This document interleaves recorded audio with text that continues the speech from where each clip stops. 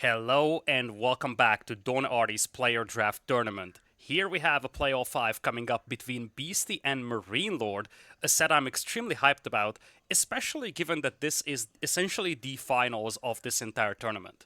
Now, before we head into game number 1, there's a bit of a recap on the format of this tournament, because it is important to understand the format in order for you to understand the significance of each individual game. So the way that this tournament worked is that 4 team captains, Whammon, Core, Dr. Depston, and myself, bet on players to make a roster of 5 players each, and then these players are pitted against each other in 1v1 matchups, play all 5 for all 5 players. This gives you 25 total games, and the team with the higher amount of games won is going to be the team that advances to the next round. First round was Whammon's team versus Core's team, so top versus the top 2 teams, at least when you look at this image at the left side. And then, of course, Dr. Depson's team against my team. We ended up winning quite decisively. I think we won all of our sets. I'm not sure about the outcome of Blade versus Striker, I do believe, but I think we won that too. Nevertheless, it was a pretty dominant win if you look at the overall score. And now we are matched up against Core's team here, Valdemar, MarineLord, Lucifer, Orc, and Avali. On the right side, you can see the actual matchups that we will have, MarineLord versus Beastie being one of those. The games are live, so we will take a look at the draft here before jumping into this set right away. Beastie facing off against MarineLord. We have 3 global bans for each player, and then 5 exclusive civilization picks for each, which means that every single civilization in this matchup is either banned or it is going to be played. Beastie is going to have let me just double check that the sides are correct, and indeed they are. Beast is going to have Japanese, Rus, Chinese, the Order of the Dragon, and English. Whereas on the other side, MarineLord is going to have the Ottomans, the Delhi, HRE, French, and Mongols. So no new civilizations for MarineLord, just the quote-unquote old-school civs to work with. With that being said and done, let's jump straight into game number 1 here, folks. We are opening this set on Dry Arabia. The score is most definitely not correct at the top, so don't be deceived by that. It is obviously 0-0 as we begin this set, so hold on for a moment while I reset that. But we're opening this set on Dry Arabia, MarineLord spawning into the north with the red color as the Delhi, and to the south, Beast is going to be playing this starting game with the Order of the Dragon. Now, I'm curious about this matchup because I don't think this is a good one for the Order. Delhi is notorious for flooding you with cheap units in large quantities in Feudal Age, whereas the Order of the Dragon struggles very badly against a large flood of units, because you can just stretch out the defenses of the Order. Stretch out defenses, pull apart the army, and then keep raiding from multiple directions. Also, Order of the Dragon isn't spectacular in Feudal Age. That's a civilization that really starts coming online in early mid-Castle Age. And by the time they come online, I feel like the Delhi will have a great window to secure the sacred sites and get a lot of momentum. In the meantime, again, this is Don Artie's Player Draft Tournament. I'll put all corresponding links down in the video description. Make sure to check out Don Artie's channel, share some love to him because he put this tournament together, worked very hard on it. I was very delighted to be asked to be a team captain, and I'm super hyped that our team is playing in the finals. I'm very proud of the players I've drafted. The price pool, I think, is about $600. I do not know the exact share between the winning team, but it is a winner takes it all. So, second place team gets nothing, winning team gets $600. It's technically 5 players and a coach, so maybe the original concept by Don Artie was that each player gets $100 and then the coach. If that's the case, I'll probably just split my portion of the price pool between the players, assuming we win. If we don't win, then that's of course irrelevant. Anyway, in the meantime, of course, as always, if you enjoy these casts, if you want to support me, best way to do it is to subscribe to the channel and like this video. These metrics help me greatly when it comes to getting new opportunities, and of course, these metrics are also very helpful for the YouTube algorithm to recommend this video to more people. So far, a very standard Dark Age over here, no surprise on that front. Aachen Chapel is going to be the landmark of choice for Beastie. It's actually a decent spot here for the Aachen Chapel. Kind of creates this little funnel point. One thing I dislike about this is that once you want to start building farms around the Aachen Chapel, this is definitely an angle from which you could be attacked. In fact, the forest will conceal the enemy movement oftentimes. So if you have farms around here, you could be surprised. it's not a thing for the immediate future, but it's definitely something to consider in the long run. I think for Beast it actually is better if he was somewhere around over here, because this gold mine is also pretty valuable. Wall here, and then probably to the edge of the map. Recently, Beastie started walling very heavily, even in early game. I think he always was a big waller compared to some other players, but I love how cautiously he plays many of his games nowadays. It definitely is noticeable that he's willing to invest into walls early on, especially when he's facing an opponent with a lot of cavalry. On the other side, MarineLord is going to age up with the Tower of Victory, but as it is the case for most of the Delhi players aging up with the tower, we will still likely see the Ghazi Raiders being utilized here. So, I would have to make a guess, we're going to see Ghazi Raider opening into archers as usual, and as I'm saying the walls, Beastie's coming up with that. Now, with the new patch, the walls will snap to the stone mines as well, same for the gold mines, so this is actually going to be completely closed off. And also with the new patch comes the feature that you can no longer just walk through trees that you've chopped down. So you cannot just chop through. Means that this walling is a lot more effective than what it used to be. Now, one concerning thing for Beastie is that this is his only gold mine. So as much as this base is going to be very secure, I don't think a fast castle is legitimate for him, given how exposed his gold mine is. He technically has a backup gold at the back, though. That's something that he could utilize.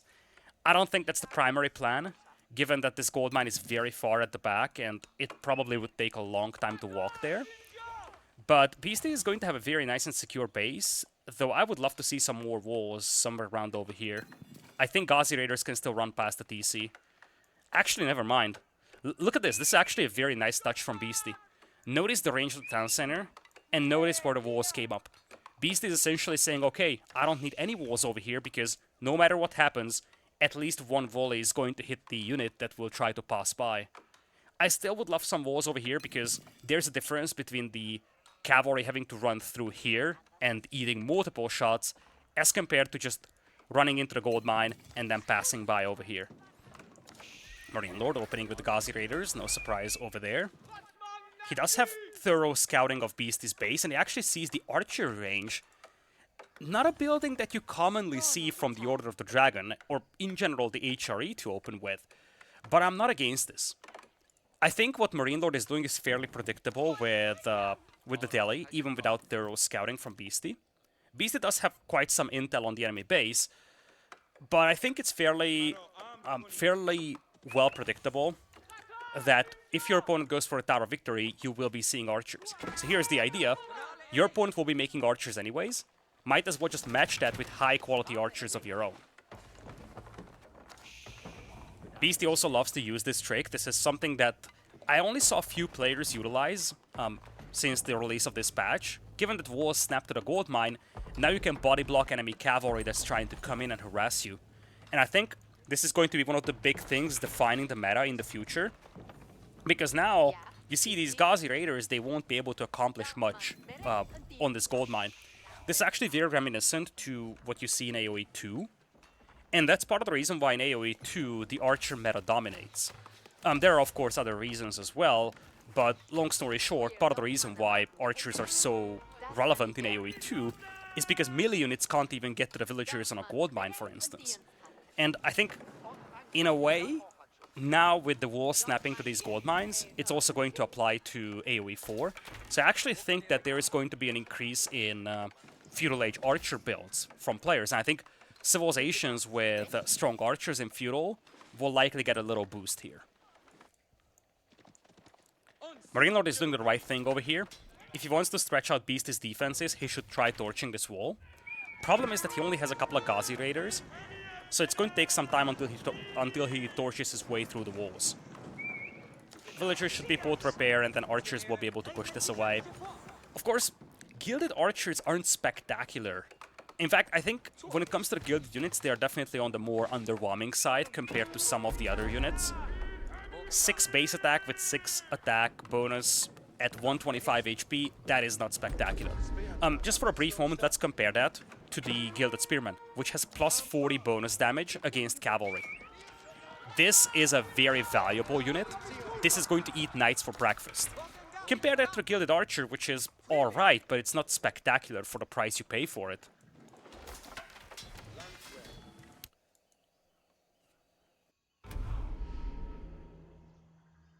MarineLord on the Sacred Sites already. He's going to have 2 of them secured. This one is probably the easiest for him to hold, given that it's the furthest away from Beastie's base. Kind of the same applies for this one. So if you're a MarineLord, you might want to wall in this central Sacred Site to prevent Beastie from just ghost decapping it. Beastie's playing with fire here. He's moving out of his base. He does have a scout accompanying this army, so he has good vision. But he only has 2 Gilded Spearmen protecting this group, and I think MarineLord may have seen this. Yeah, MarineLord had a scout nearby. I think MarineLord saw this army. But he's definitely going to see it thanks to the Scholar now. And this is huge. His own archers can pick off the spearmen, and then the cavalry can clean up the archers. I think this is a very bad position for Beastie right now. This army could easily get cleaned up. MarineLord swooping in. Beastie senses trouble. He's trying to retreat here. Ghazi Raiders trying to jump on the archers. Gilded Spearmen. As long as they're alive, the cavalry cannot do anything. Hence the micro coming in here from MarineLord. One of the spearmen close to going down. First spearman gone. Second spearman has to be taken out as well by MarineLord if he wants to win this fight. And that's exactly what he does. Now the Ghazi Raiders will clean up the archers. And the start is great over here for MarineLord. Definitely not a good sign for my own team, which actually has Beastie on the roster. There goes the entire army for Beastie. A lot of value down the drain here. 850 resources worth of value destroyed by MarineLord. 400 only on the other side by Beastie. A great engagement there for MarineLord. Kind of utilizing that mobility element he has, and he could actually repeat that success against Beastie once again, as Beastie's once again creeping up with spears and archers. In fact, Beastie, seeing this army, he's going to call off this assault, trying to make it back to his own base. He should be able to, but he might take some damage here. Spearmen do brace very nicely, get a lot of damage done on the Ghazi Raiders. But with that, Beastie's gotta be back home. Concern for Beastie is that he's kind of confined in his base, and MarineLord is holding all 3 Sacred Sites, and so far we are seeing exactly what I anticipated from this matchup.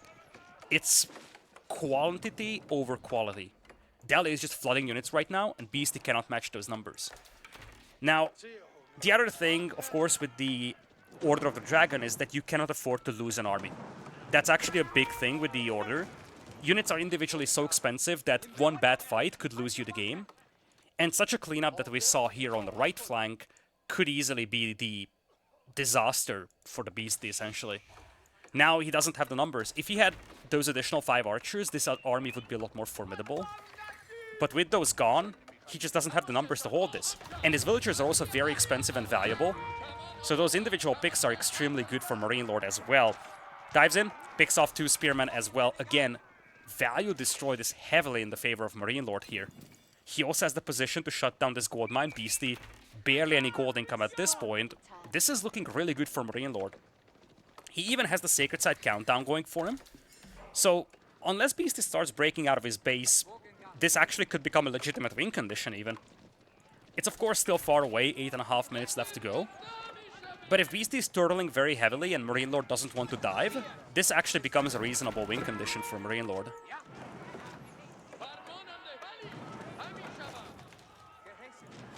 Little dance back and forth. Beastie kind of has his villagers out in the middle of this battlefield. It looks like the Ghazi Raiders will break through. Beastie is mixing in some Gilded Men-at-Arms, which are solid. They are pretty tanky. They do have 4 ranged armor, but you only have a handful of them. And once again, MarineLord is going to dive this one. Focuses down the Spearmen. Nice micro by MarineLord to pick off the individual spears before engaging the Men-at-Arms. And once the Spearmen are gone, he's jumping on the archers of the Ghazi Raiders. Thinks twice about engaging this one underneath the town center, but he's gonna be happy to call it a day here, at least for the time being. Picks off some of those expensive Men-at-Arms. He actually has an angle on the villagers on the wood line. Again, engages this massive army advantage for him. Goes for siege engineering as well. And Beastie now has his lumberjacks shut down. Barely any archers left to work with. MarineLord has overwhelming numbers over here. And indeed, Beastie is going to tap out of this one. MarineLord secures game number 1 here. Very, very dominant, I must say. And I think a lot came down to that initial army from Beastie having been cleaned up. If he had that army inside his base for a little longer, these fights here in the last few minutes would have been a little bit more balanced, I would say. But this was just a very rough matchup for the Order. I think that this is actually one of the toughest matchups for the Order. Exactly because, as I said, Order struggles very badly in Feudal. They start coming online in Castle, but the Delhi just don't let them. Delhi just won't let them do that. Plain and simple. They will capture the sacred sites, get insane momentum, and that's exactly what we saw over here.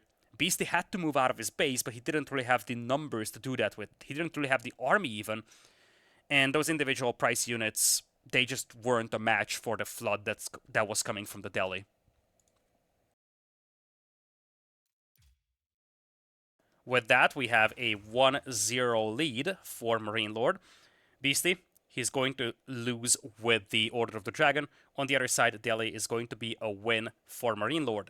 We'll be heading into game number 2 in a brief moment. Once again, as a reminder, every single game counts in this series, because at the end of the day, these players are collecting points for their own respective teams.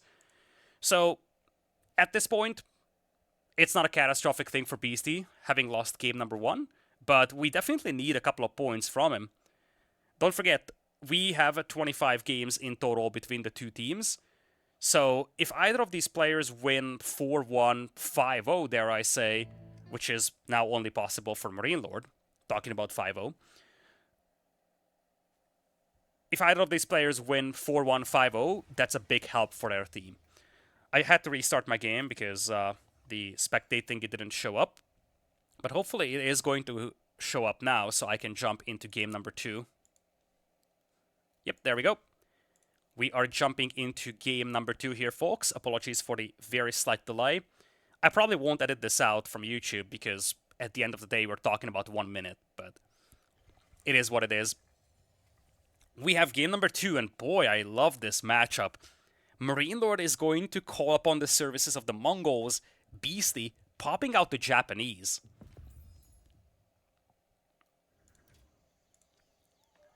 Alright, into game number 2 we go. MarineLord has the 1-0 lead over Beastie. It is going to be Himayana, and MarineLord spawns on the left side with the Mongols in red. To the right side, it is Beastie with the Japanese in yellow. Japanese was the first overall pick for Beastie in this Civilization draft. Meanwhile, Mongols was the last pick for MarineLord. So, Beastie, going into game number 2, brought in his number 1 Civilization selection, whereas for MarineLord, it's quite the contrary. He brought in his last Civilization selected. I'm curious to see how Mongols will play out over here, and it's definitely an awkward start for MarineLord, just looking at this stone mine and how far away it is from the town center out in the middle of nowhere. Now, of course, I like Mongols here quite a bit for Dark Age, because with the Japanese, you really want to go for that fishing early on. You do have a discount on the fishing boats. You want to leverage that by dropping a dock. Mongols will prevent you from doing that, because if you are playing as the Japanese, you don't really have the tools in Dark Age to defend that dock against a Mongol spearman or horseman push. So you probably just give up on the dock concept altogether. But you see, MarineLord isn't even investing into army at this point. He just goes for his own dock. We've seen this yesterday actually with the Ottomans. Same concept. The fact that you have that Dark Age aggression potential means that your opponent won't contest that bond. But because of that, you can just drop your own dock and you don't need to make it any army at this point to fight this. Frankly, Beastie could have gotten his own dock up as well, but as I said, this is just kind of that mind game going into this one. Beastie knows that MarineLord can torch down his dock quickly, so he just doesn't want to go for his own dock. At the same time, MarineLord knows that Beastie probably won't go for his own dock because of this, so he's going to place his own dock instead to boost his eco. So MarineLord is going to start this game with a bunch of fishing boats. Beastie, he's going to open with a farmhouse on the berries. He's actually very heavy on the berries, and I'm actually wondering if that's because he only has a handful of sheep to work with. In fact, yeah, he's struggling for sheep. This is his only scout, and he just found 3 sheep. MarineLord was a lot more successful finding sheep, I do believe. Indeed, MarineLord has 6 underneath the town center, and an additional 5 following the Khan. I don't see many more sheep available, but definitely it is MarineLord who had the upper hand when it comes to collecting sheep. Beasty actually has a couple more hiding over here, I missed that. So it's not that bad for Beasty. Or is it? Where's his scout at? Yeah, his scout still has 3, so I think he's fine. Nevertheless, it's somewhat surprising that we're seeing him focus that heavily on the berries. Kura Storehouse is the landmark of choice, no surprise on that front. Definitely the more popular of the 2 landmarks. And of course for MarineLord, given that he went fishing, his feudal age timing is going to be a little slower compared to the usual Mongol feudal age timing. But it's not going to be a catastrophic delay. And more importantly, it's going to give him a very nice boost when it comes to the eco. Anyway, this means that Beasty is going to have the upper hand when it comes to getting to feudal. And I'm actually wondering if he's going to use that window to contest this pond. In general, I'm not exactly certain about Beasty's game plan here. I could see him trying to open with an Uma Bannerman style, although he didn't move on to stone just yet, so he can't get the Daimyo Manor upgrade just yet. And look at MarineLord. Boy, oh boy, I did not expect this. MarineLord coming in with the Silver Tree. There is actually an interestingly positioned market here. This market is actually being blocked by this forest partially, so the traders have to go all around. That is definitely uncomfortable for MarineLord. But the fact that he wants to trade is a very interesting approach altogether. If Beasty wants to go multiple town centers, which is something that the Japanese do quite frequently, it's actually a great response. We kind of touched on this yesterday. When your opponent plays a very defensive game and focuses on a multi-TC boom, traders actually return the investment a lot quicker. So you can easily punish that eco expansion from the other side. And Beasty does want to go heavy on the stone. That's actually super heavy on the stone, he is. 10 villagers having been sent out there. I think it's just gonna be for the Daimyo Manor, though. It has to be. What I'm thinking right now is that if Beasty wants to get an additional TC, he also needs wood. I don't think he could justify just sending 10 villagers on stone, but having no villagers essentially chopping wood. I think he's gonna open Daimyo Manor, and then once he gets Daimyo Manor, he's going to get additional stone for the TC, then send the villagers to wood.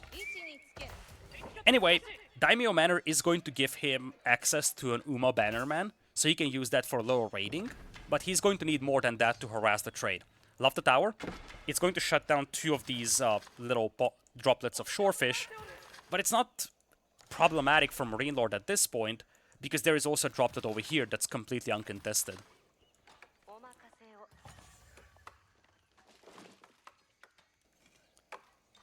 Beasty getting arrow slits on this tower, even fortifies the tower here. That's a big investment. In the meantime, MarineLord starting to go for the Silver Tree, and he actually double makes the traders. This is not something that we commonly see for Silver Tree builds. Usually players would just double produce Horsemen or Keshik, maybe even Archers. Double producing traders is not so common, but I love it. Given that Beasty is not contesting the map, this gives you a very quick build-up of traders, so the return of investment on these traders is extremely quick. At the same time, you see Beasty's not contesting the trade at all. I feel like Beasty's in trouble here. I think MarineLord's game plan with the Keshik and the traders is just going to pay off a lot better than Beasty's approach will. There's a Daimyo Manor though, so he can now go for a Bannerman. Now, this could actually be some sort of an infantry Bannerman. He is actually going for a Katana Bannerman. Now, he's facing cavalry and he knows it, so this might be a Katana Bannerman heavy spearman push. And by far the most exposed position that MarineLord has is the Ovu itself, or even the Silver Tree at this point, which is being repositioned to the other side. And we could also see the dock being targeted, but it looks like Beasty wants to play aggressive. It's going to be a very one-dimensional army for Beasty, but at this point, his opponent doesn't have much on the field either, so even just a handful of spears will be a pain to deal with. Range is coming in as a response from MarineLord. Beasty, he's dropping his 3rd barracks, but don't forget, he can actually make Samurai as well, or even Onabugaisha, which is a very fragile unit, but it's quick to catch up to the archers. I think this could be a super heavy, like full Samurai Spearman build from Beasty, and that could be tough to deal with for MarineLord, at least given his current unit composition. Beasty pulled away the villagers from stone, so there isn't going to be a second town center, at least not in the near future. Kashyyyk taking a lot of damage here from the Spearman, of course. Katana Bannerman providing 15% melee attack damage for the Spearman is immensely valuable here. Concern for Beasty right now is that he's chasing this one Kashyyyk harassing his gold miners, while MarineLord is getting away with a significant amount of trade at this point. You see 400 gold per minute already for MarineLord, and these traders aren't even spectacular. It's 44 gold that they are kind of carrying. It's a little weird of a mechanic right now, but that's a somewhat underwhelming amount of gold compared to what you usually see in 1v1 games. Nevertheless, it's completely untouched, so there is a very consistent and high amount of gold income for MarineLord for the time being. More barracks on the way. MarineLord has spotted this too. He knows that his opponent is going super heavy on infantry, and it looks like it's gonna be Onabugaisha. So you see this unit 85 HP only, 0 base armor. But it does have 8 base attack, well, assuming it's being buffed by a Bannerman. But it's a 0.9 second attack speed. Compare that to a Spearman. Spearman has a 1.88 second attack speed. Means that you get 2 hits for every 1 hit of a Spearman from an Onabugaisha. So the effective DPS of this unit is actually pretty high. And it also moves very fast. It has 1.5 movement speed, which is actually comparable to the Kashyyyk. Oh, I see what Beasty wants to do.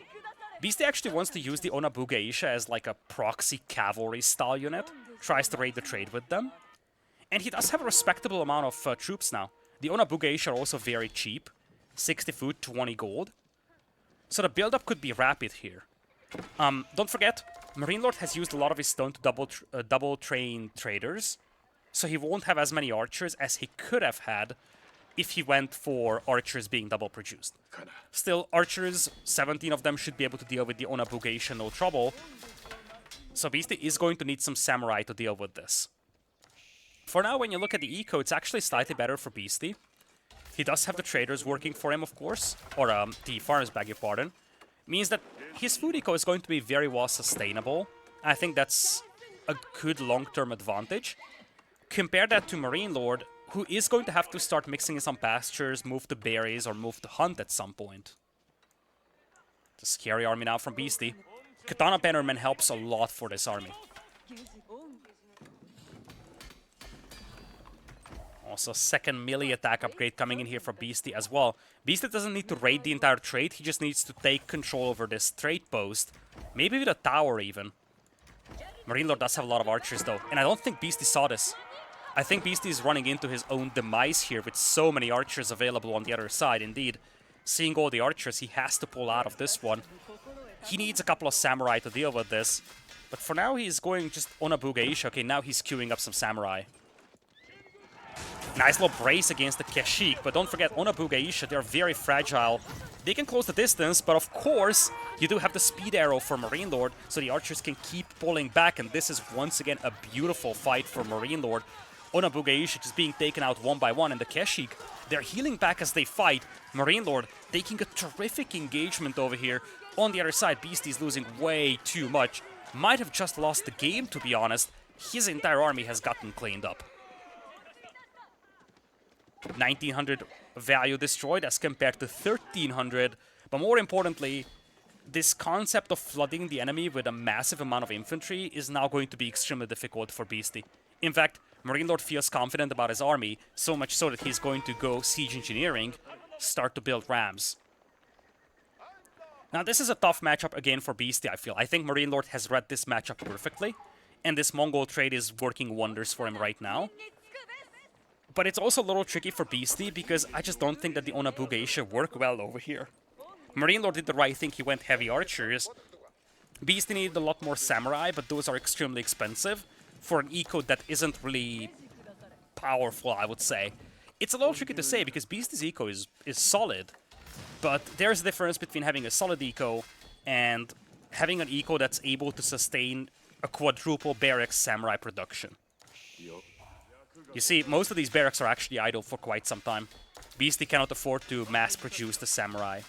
He's not going to give up on this just yet, but his position feels rather precarious. He was also missing, I think, he might have been missing the range defense upgrade. He definitely was missing the melee defense upgrade in that engagement. This ram is undefended though. This could be a nice freebie for Beasty, especially given that the tower is also fortified. MarineLord is going to have to pull back the ram. This is a nice choke point. Beasty won't be able to engage in this choke point against that many archers, and indeed, he's just going to pull back. Now again, let's not forget one extremely important thing. The Daimyo Farm Aura gives you plus 25% harvest rate on farms. That's why Beasty's food eco is so good. And he was in the middle of a farm transition here. Now he's got 22 farms working, as we do have an engagement in the middle. Samurai are definitely much more powerful here than the Onabugeisha were in the previous engagement, but the numbers still feel a little overwhelming. Having said that, we are up to 9 Samurai, and with this powerful food eco, Beasty can start to mass-produce Samurai now. 1,000 food per minute is no pushover. And on the other side, MarineLord does have a considerable gold income, but he's not making very gold-heavy units, so he actually has to buy resources with this gold. He actually has a lot of Keshiks that he queued up. It's quite some Keshik, actually. He needs a second stable here. It's actually very intriguing that Beasty does have the production, but he doesn't quite have the food eco or the gold eco. Probably the food eco to keep all 4 barracks working non-stop. Whereas on the other side, MarineLord most definitely has the eco to mass-produce all of these units, but he's actually lacking production buildings. He could definitely use a second stable.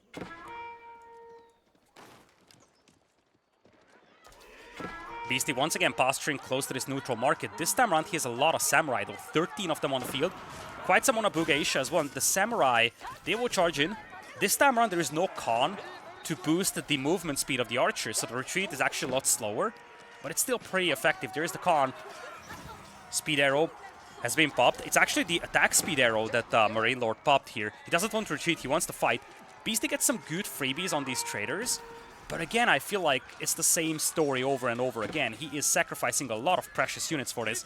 At least he gets a couple of kills on the Keshik, so it's not as bad as the previous engagement was.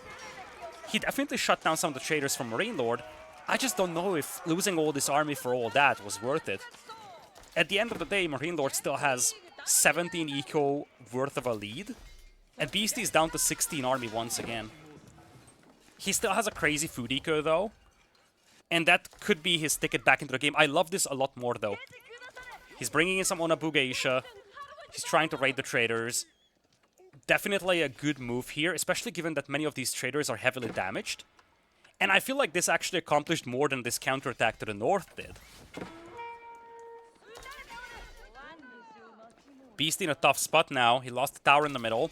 Battering ram is still roaming the map somewhere. Beasty now up to 5 barracks though. He actually has a very consistent production on the Samurai now. If he gets to a decent amount of Samurai, and he has some Onabugeisha as well to support them with, this could be great. I would love to see at least one stable and just a handful of horsemen, because the horsemen would make this a lot more difficult for MarineLord. He can run away from the Samurai, so unless you have a lot of Samurai and you're willing to lose quite some of them, you will struggle to close distance to that many archers. I think if Beast had like 6 or 7 horsemen, his army would be a lot more devastating. Love this counterattack though. This is exactly what he needs. A somewhat risky call given that his base is under attack as well, but MarineLord doesn't have much back at home, and this is definitely the most effective raid that Beasty had in this entire game. This might be coming in a little too late for him though, because his opponent is on the way to Castle Age. Kurultai on the way for MarineLord. Kurultai is a bad landmark when you cannot dictate where you're taking fights. But when you can, it actually becomes one of the most powerful landmarks in the game. And right now MarineLord has the army to pin Beasty inside his base. If MarineLord launches an assault against Beasty's base with the support of the Kurultai, Beasty's gonna struggle very badly against that. I love this stretching out of the defenses though. You see MarineLord is pulling back his archers. Gives a window for Beasty to shut down a lot of the trade. A lot of damage done now. Beast is actually doing a decent job catching up on the destroyed value. More importantly, when it comes to the eco KD. And don't forget, because of this farm boost for Beasty, he doesn't need the exact worker count to match the eco of his opponent. The use of the Onabugeisha is actually pretty remarkable here for Beasty. And I feel like MarineLord is starting to struggle against these little raids. It feels like it's just death by 1,000 cuts at this point. He's got a massive force of archers, but Beasty is not giving him any engagements at this point. He probably shouldn't give him an engagement here either. Archers do not have the veterancy. Beasty wants to fight this before they do get the upgrades. He still has 40 seconds until then. Onabuga also coming in from the flanks, and this army has a lot of samurai, also buffed by a Katana Bannerman. With the Onabuga closing in as well, this is a good engagement for Beasty. Still going to be costly given that he's fighting against retreating archers, but he does clean up quite some archers, and more importantly, he's using this window to just pick off many of the traders with the Onabuga. It's not even about cleaning up MarineLord's army at this point. It's about using this fight as a proxy to allow him to clean up the traders, and now he himself is going up to Castle Age. I think the recent few minutes made the game a lot more viable for Beasty. He's still taking extremely ineffective engagements, and that shows in the destroyed value column, almost 9,000 against just 4,000 on the other side. Beasty is essentially sending wave after wave of units into their death, but he's slowly grinding down MarineLord's eco, and once again, look at this. Traders are barely doing anything now for MarineLord. And this comes at a very bad time for MarineLord, because now he's in Castle Age. In Castle Age, suddenly there is a much more higher significance for the gold income, given that now you want to go for a lot of premium units here in Castle Age. Upgrades also become a lot more expensive, but you now want to go heavy on the gold units. Not necessarily just the Keshik, but also maybe crossbows to deal with the samurai. Whichever the case, you will need a gold a lot more. So MarineLord missing out on so many traders is an issue for him. At the same time, Beast is up to Castle Age as well with the floating gate. Does have some Yorishiro to work with. No surprise, he's going to garrison them in the barracks most likely. And that's going to be very helpful given that all he's doing is spamming infantry.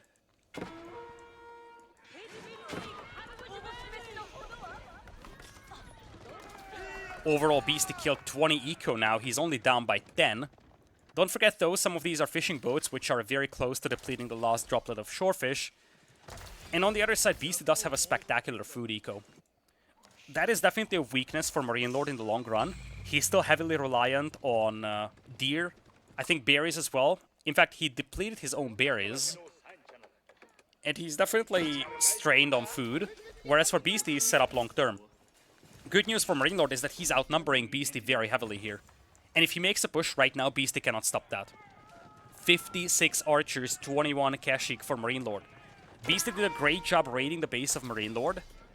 But MarineLord never really lost his army of archers, and now it has reached its critical mass. Kurotai also set up over here. Beasty has a lot of production buildings exposed. And I don't think he can stop this. He does have Daimyo Pass as well, of course. In fact, he does have the Yorishiro inside. Katana coming in for the samurai.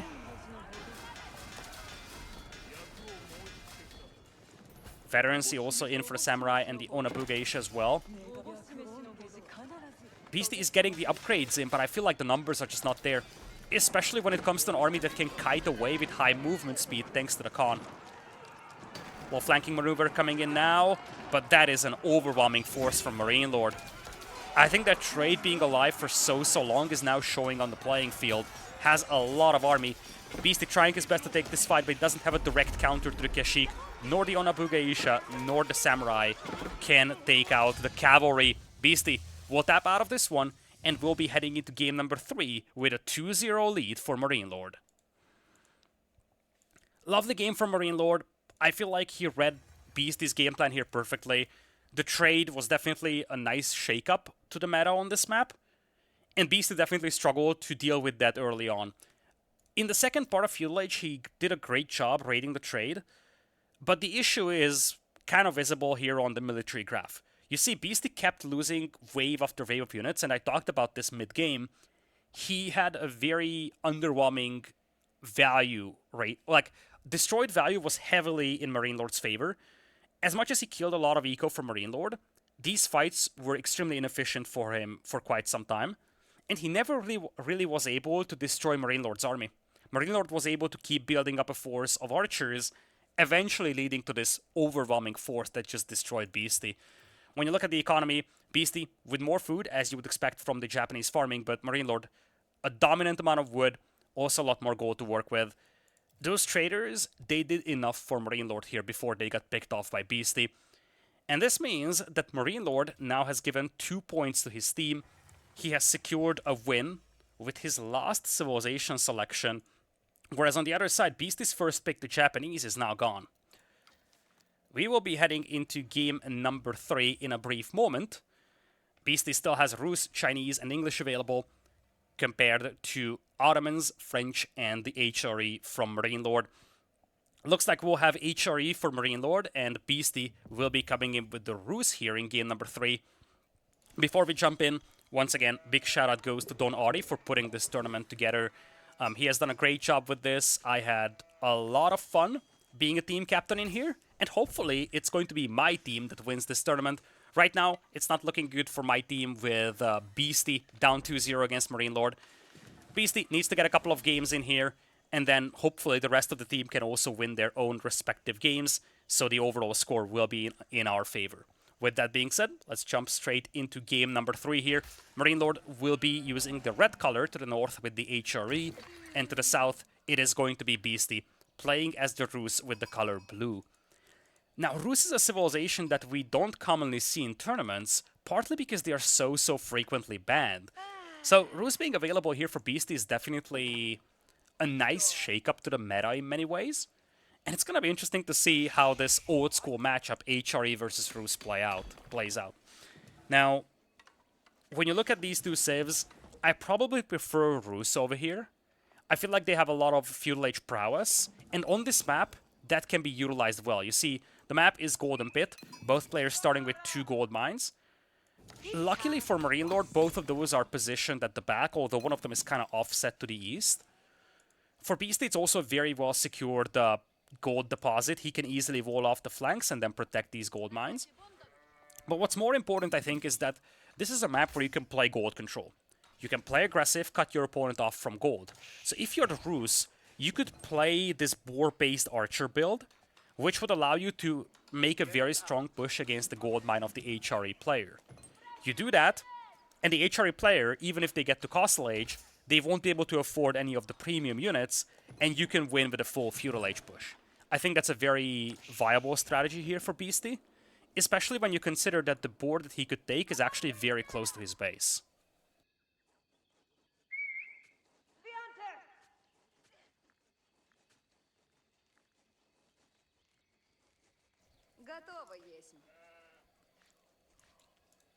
For now, it's a very standard Dark Age opening over here. Of course, Prelate is out for MarineLord. He's actually super heavy on gold here.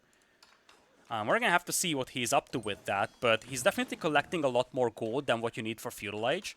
So we might see an early wheelbarrow or maybe even a semi-fast castle here for him. Because I talked about Beastie's options.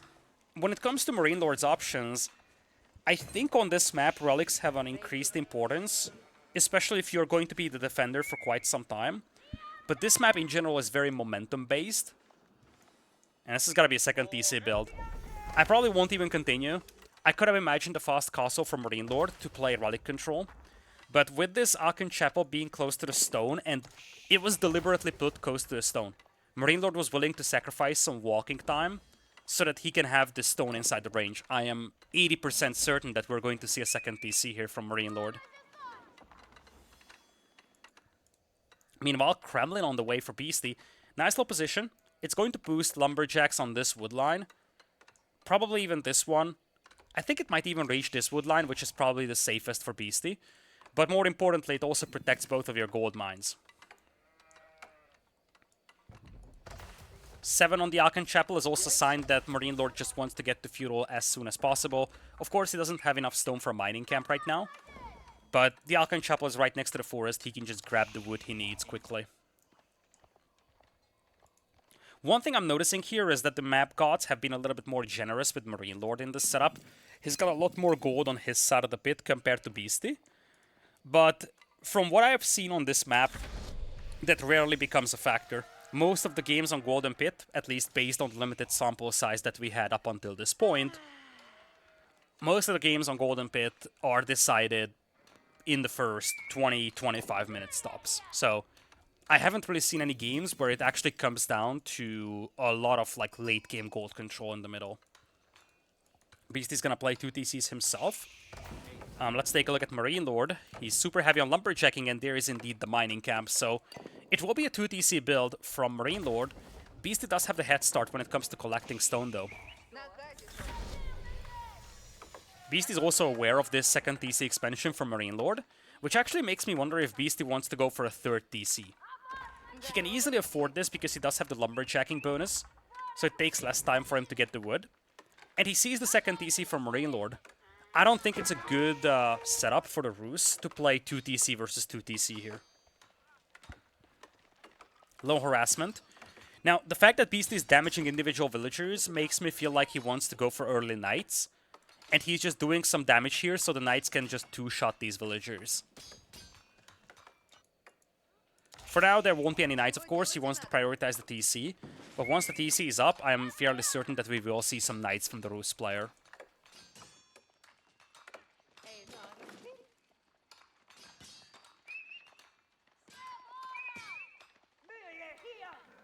Beasty does have a third scout here as well. He's actually doing a lot of harassment with these scouts. It's not going to end up killing any villagers unless there is a massive miss-micro by MarineLord. But it's still going to be a little annoying for him. Eventually, he's going to have to pull one of these villagers back to the TC, which is some inefficiency due to the walking time. Second TC is pretty far away here from MarineLord. Love how he already placed it, so that Beasty couldn't actually body block it. MarineLord actually gets a beautiful surrounded the vills here, but looks like scouts can get away. Beasty, cheeky as ever, trying to harass these villagers even more. MarineLord is going to have a second TC up. It's not the best spot ever, but when you consider that there is a boar nearby, as well as a small deposit of hunt, it's actually a fairly decent spot. It's kind of out in the middle of nowhere, which is something I dislike, but when it comes to the resources available nearby, it's a pretty good town center. For Beasty, it's got to be a boar TC, no surprise on that front. And I see a lot of wheels moving up. I think Beasty wants to take this boar as well. These villagers seem to be moving towards this boar. I don't know if he just wants to tower this with 8 wheels, or he just wanted to take it straight away. Maybe he thought MarineLord will expand to this side, to the hunt. But the town center is there, so these villagers won't be able to take the boar anymore. I'm wondering what they're up to now. They could still go for a wooden fortress, but 8 villagers having to walk this much, it's a big commitment from Beasty. He popped some of the militia from the Kremlin, and he hasn't even touched the boar just yet. He's on stone with just 1 villager, so he wants a tower. Oh, that's sad. I am 90% sure that wasn't the game plan for Beasty initially. I think he wanted to take both boars. And it makes a lot of sense when you consider the fact that this is a good town center spot for MarineLord with the gold and the hunt. Maybe he thought that the TC is gonna come up here so he can take the boar for himself. Or maybe he thought he can tower this, he can take the boar before it gets lured to the TC. Whichever the case, at the end of the day, MarineLord secures his own boar, and Beasty has to settle with a very underwhelming spot here for his tower. The spot itself is nice, you have berries, you have some hunt, even some wood, but at the end of the day, this was a lot of walking time for these villagers, a lot of lost efficiency for Beasty there. And I think that lack of efficiency is showing for Beasty right now. MarineLord is sitting at 900 food per minute, of course partially fueled by the prelates boosting the vills, but MarineLord is getting close to Castle Age. Beasty is nowhere close to that. At least he's going to have the hunting cabin, which gives him a little trickle of gold. But that's kind of just the silver lining, I guess. Some horsemen on the way as well from MarineLord. He's playing this so well. I feel like he has read Beasty perfectly once again. And this would be a nasty loss here for Beasty if he ended up losing 3-0 now for MarineLord, or against MarineLord. Hopefully he can salvage something out of this game, because I'm starting to get worried for my team. I would not want Beasty going down like 3-0 against MarineLord. Again, every single game counts, so even a 3-2 to MarineLord is okay-ish for our team. But if Beasty goes down 3-0, I would be very concerned for my team. I don't want a 4-1 or a 5-0. MarineLord on the way up with the Ragnis Cathedral. Beasty has no tools to stop the relic collection. He has caught up in terms of food eco, though. Same with the gold, so he won't be that much delayed into Castle Age. And if he goes up with the Abbey of the Trinity, he can have that mobility for the Warrior Scouts to at least secure some of the relics. I don't think either of these players should have the massive majority of the relics, especially given that Beasty has one walled in here. For Beasty, I think realistic is probably 2 relics, maybe 3, but a lot comes down to what MarineLord can get out of these horsemen.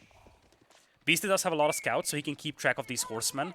Means that he can use that to avoid the scouts, but it looks, or the horsemen actually. And it looks like he's aging up with the high trade house. Interesting choice. Don't forget, this is actually a lovely spot with so many trees nearby. This actually means that there is going to be quite some passive gold income, which offsets some of the relic difference. But I don't like a 4-to-1 relic ratio for MarineLord. This is actually a little cheeky here for Beasty. He does have a tower nearby with arrow slits. This prelate should not be able to get that relic, and I love this move from Beasty. He's even quick-walling that one relic. Prelate should not be able to get it. Beasty trying quick-wall, and he actually gets a surround on the prelate.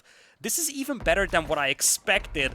Boy, oh boy, what a lovely move. Horsemen arrive a little late to the party. Villagers can garrison inside the tower over here, excluding this one, which is just behind the walls. Lovely, lovely setup here for Beasty. Definitely the first, quote-unquote, good moment for him in this game. The other relics should fall into the hands of MarineLord now. He's bringing back one already, a second one is taken from the middle, and the third one should be easily accessible for him as well. But Beasty is mixing in some knights, he's getting the veterancy for them. So he might be able to contest this relic, especially with the walls having been completed. And I think for Beasty, having a high trade house, 2 relics and a guaranteed sacred site, especially given the circumstances and how this game started, I think that's an acceptable compromise for Beasty.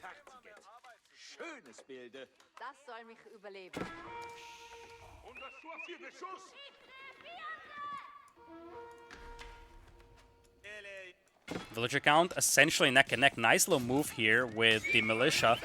Of course, MarineLord can heal these knights back up with his prelates, so taking some damage isn't going to be irrelevant. And it looks like the militia will expire very soon. There was a nerf to their lifetime some time ago, so they only have 65 seconds of lifetime now. They really are a defensive unit at this point. By the time they get to the other side of the map, they're just dead. Boom, there they go. Bye, militias. Was nice having you. Knight nearby, trying to harass the villagers. Knights are coming out for Beasty as well, though, and he does have a monastery. MarineLord walling up very heavily. He's piling up resources for Imperial. MarineLord is doing the right thing here. He has gotten 3 relics. He can even secure the sacred site. He sees some knights from the enemy, but more importantly, villager count is that even. He knows that Beasty is on 2 TCs. So the most reasonable thing for him to do to build an eco lead is to go into Imperial with the Pass of Schwabia and start pumping out villagers.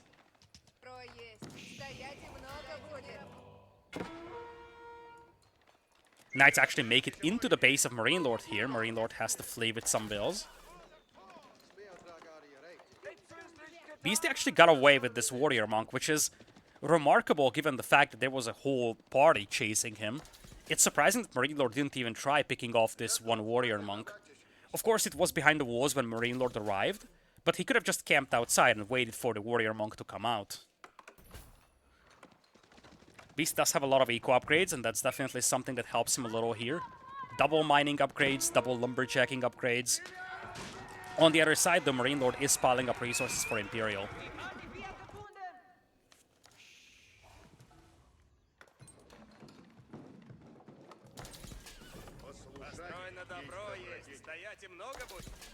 Beasty going heavy on the knights. This could be one of those windows where he's trying to punish an early Imperial from MarineLord. Beasty plays a lot of HRE, so he knows exactly what the recipe for success is here. He knows that MarineLord wants to go into Imperial eventually. MarineLord actually decides to go for quite some upgrades first, because he's lacking food.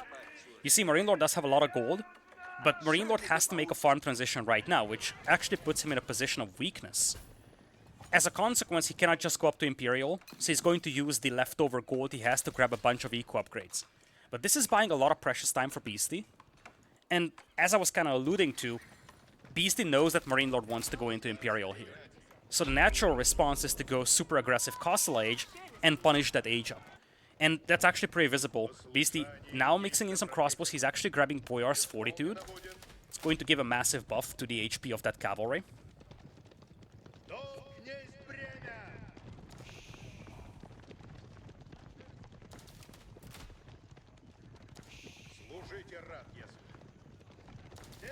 Walls near completion for MarineLord though. He's doing the right thing as well. Getting some walls going, and there's the Pass of Schwabia on the way. Walls complete just in time, kind of locking the cavalry outside. But if there's a gate anywhere, he can just go back. And when the Pass of Schwabia completes, Beasty's gonna be on a severe timer. Especially because one of the things that you will get once you get to Imperial are cannon emplacements. And the way for MarineLord to defend this is to play with multiple towers and cannon emplacements. Beasty cannot sustain fights underneath those towers.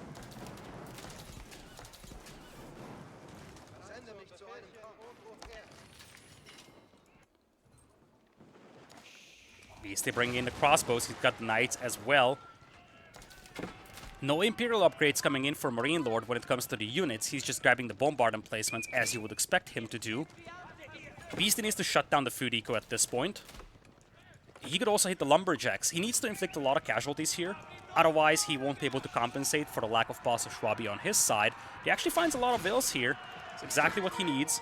Needs an engagement that takes out quite some vills. Has a steady reinforcement flow coming in as well. Army members are looking a little better for him, and this tower does not have the cannon emplacement just yet. Beasty sees that, he's going to engage.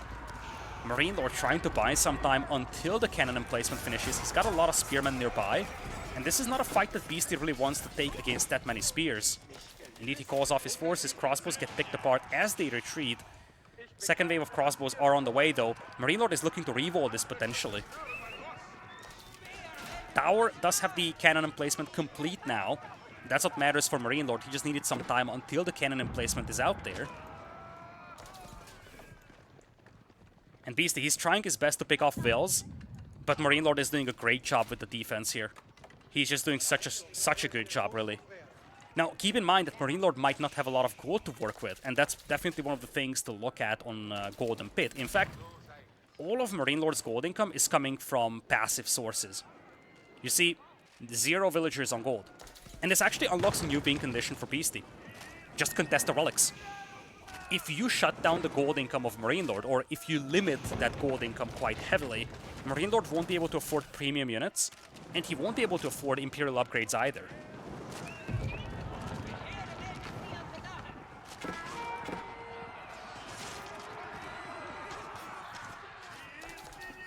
Fight once again under the Pass of Schwabia, or the Ragnar's Cathedral, beg your pardon. MarineLord yoinks the relics as the spearmen are distracting the enemy forces. But still, Ragnar's Cathedral could actually be torched down. There is still emergency repairs for MarineLord, and I think he wants to pop that when the HP is low.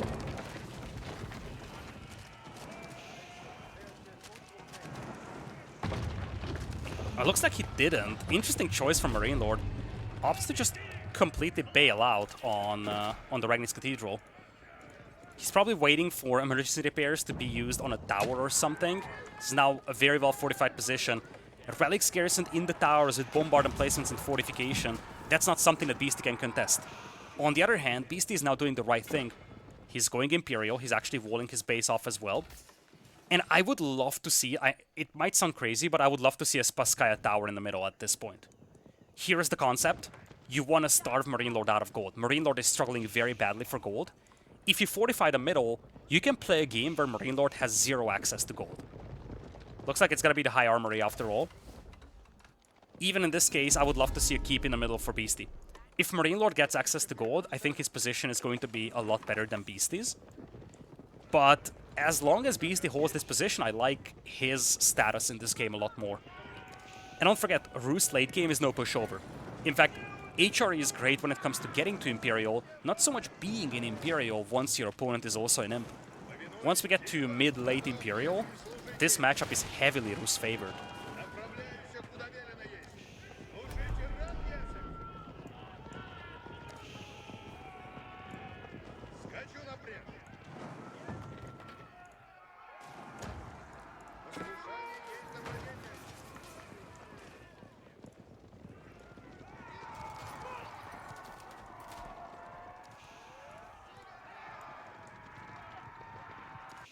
Beasty expanding onto the stone as well. He is up to Imperial.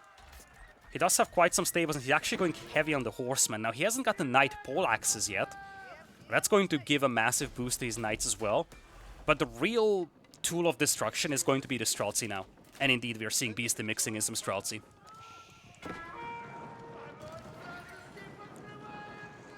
He's still poking around, which I like quite a bit. The defenses of MarineLord are moving very slowly. It's Spearman exclusively. So you can actually run around, break through walls, and just make sure that MarineLord can never leave his base. Because if he does, or when he does, you just break into the base and raid the eco. Beasty has enough stone for a keep now. He's getting elite upgrade on the crossbows and the knights at the same time. I think this game has swung massively towards Beasty now. If this was a different map where you have a lot more accessible gold for MarineLord, I think he could have actually finished this game before Beasty gets to Imperial. But the lack of gold is now haunting MarineLord very badly here. And with this keep going up, suddenly, things get very bad for MarineLord. He does have 3 relics and a sacred site, but that is by far not enough to facilitate mass production of high-quality units in Imperial. And on the other side, we have Beasty. He's going to start mining these gold mines. He's going to turn that into Streltsy. Population is still better for MarineLord, but Beasty is just waiting for premium units to pop out. Not a good fight for Beasty over here, running into the Spearman with the Knights.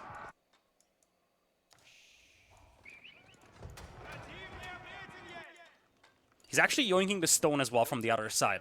This is such a Beasty-esque thing to do. He often goes to these little pockets of eco that are supposed to belong to the enemy and takes the resources before the enemy expands towards that. So at the end of the day, even when MarineLord gets control over this area, he's not going to have any stone left to mine. Slightly disappointing engagement over here for Beasty against that many Spearmen, but he sees an opportunity and he takes it. He's going to lose some of his horsemen, but he can heal up the rest, and he does clean up a substantial army from MarineLord. MarineLord very heavy on the spears, now mixing in some horsemen, but his army is just looking disappointing at this point.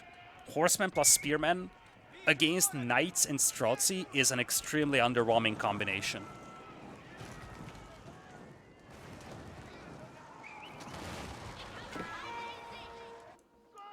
Second castle coming in here for Beasty.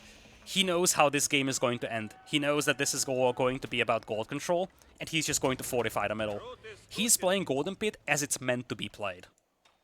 He's even locking down the trade, and this is actually a big thing. MarineLord's ticket back into this game could be trade, because he isn't going to have access to mineable gold.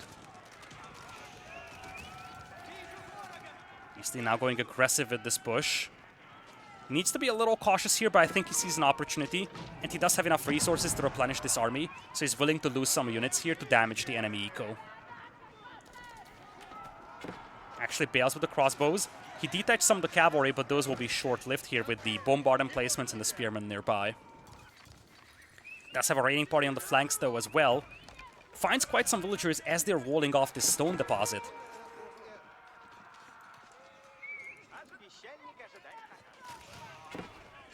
Beasty has been taking underwhelming engagements in this game, at least when you look at the destroyed value. But it didn't really show, and I don't think it's very relevant, because the position that Beasty is in is so much more valuable. And I think in this game, the willingness to sacrifice some units to give you a positional advantage is a great strategy, and that's exactly what we have seen from Beasty.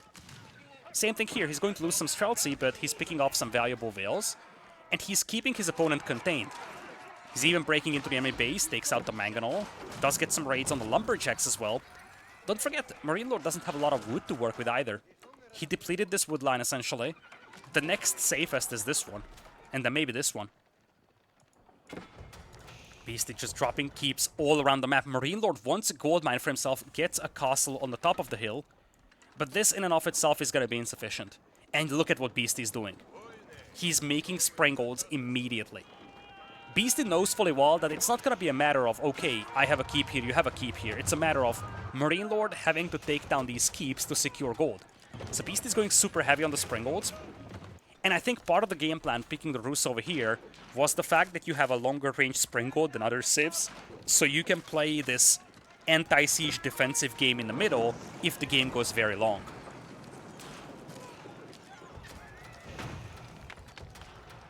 Only thing I would love to see from Beasty here still to make this position even more powerful is a handful of Arboloquin, which sounds crazy, but against such a flood of Spearmen, it's actually a great unit. MarineLord charges down heals over here. He needs some ground here to get that keep going, but he's going to lose so many units in this engagement. Beasty doesn't have a lot of firepower here, only 9 Streltsy on the field, and he does lose a lot of Springolds as well. But he still has 3 keeps over here, and MarineLord has his army decimated. Don't forget, MarineLord doesn't have an insane amount of wood to work with either. In fact, his wood bank is depleted right now.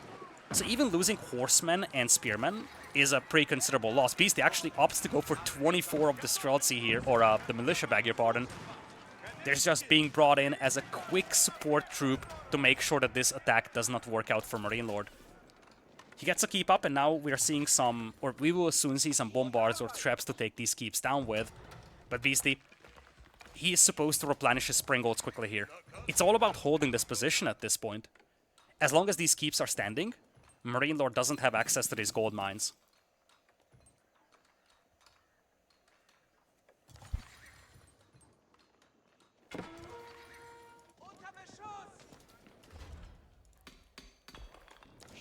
Low raiding party coming in here from MarineLord. Does find a decent angle here, and that's quite some horsemen to work with. Beasty is just going to shadow that with a couple of horsemen on his own. His base is open, so these horsemen could actually do quite some damage, and Beasty doesn't have a terrifying army. There's definitely a window for MarineLord to turn this game around, because MarineLord definitely did a lot of damage on Beasty's army in the middle. I think part of this comes down to Beasty having a somewhat underwhelming farming eco right now. Only 1200 food per minute late game is pretty subpar. He's probably going heavy on the wood and gold just to make sure that he can get a lot of siege out. But the lack of food prevents him from making a lot of horsemen and Streltsy, and that's part of the reason why he's heavily outnumbered when it comes to the army ratio. Still, he does have a bombard here, and he's the one shooting at the enemy positions. MarineLord hasn't been making gold units though, and I think that he might actually have the only window that could potentially defeat Beasty here. Here's the thing. 500 gold per minute is not enough to make a lot of premium units for a substantial amount of time. But if you don't make any gold units for 10 minutes, it gives you 5,000 gold, and that's exactly what MarineLord was using here. MarineLord, he doesn't have emergency repairs on this keep. MarineLord has to scramble vills. That's actually very bad for him. This might be a little too late. He might lose the keep. Okay, emergency repairs is now available.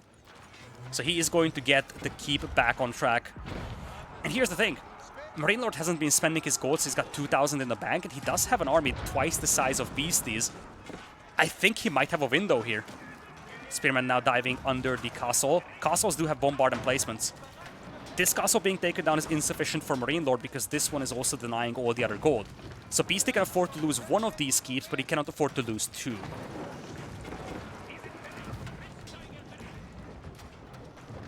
MarineLord now creeping up towards the gold mine. He's desperate for gold here. There's a big batch of rams coming in, and don't forget, Beasty was distracted by a raid going into his eco. That's what set this push up for MarineLord, but now the Streltsy arrived, the horsemen arrived, villagers being rallied as well by Beasty, trying to deal with the battering rams. He needs this castle. This game is going to be decided in this fight, I feel, because if this keep goes down, MarineLord does get access to gold, but the Streltsy arrive in time, villagers also being pulled to take down the battering rams. Spearman numbers kind of disappearing now. Horsemen need to take down the battering rams though for Beasty. He has his own rams on the way. Beasty not repairing the keep though anymore. He is going to lose this second position. Means that MarineLord does have a safe gold mine that he can mine now. There's still a tower nearby, but that's not going to amount too much. MarineLord, patient, very patient in this game, but gives himself a window to get to the middle, get the gold, and that's a lot of rams to work with. Beasty, his numbers are still very underwhelming here. 162 population against 195. I feel like MarineLord is turning this around. We are very close to a potential 3-0 here with MarineLord having this massive ram push against the middle. Beasty's doing a good job with these fights now, but I feel like it's just too little too late. MarineLord gets access to gold, and that swings this battle very heavily in his favor.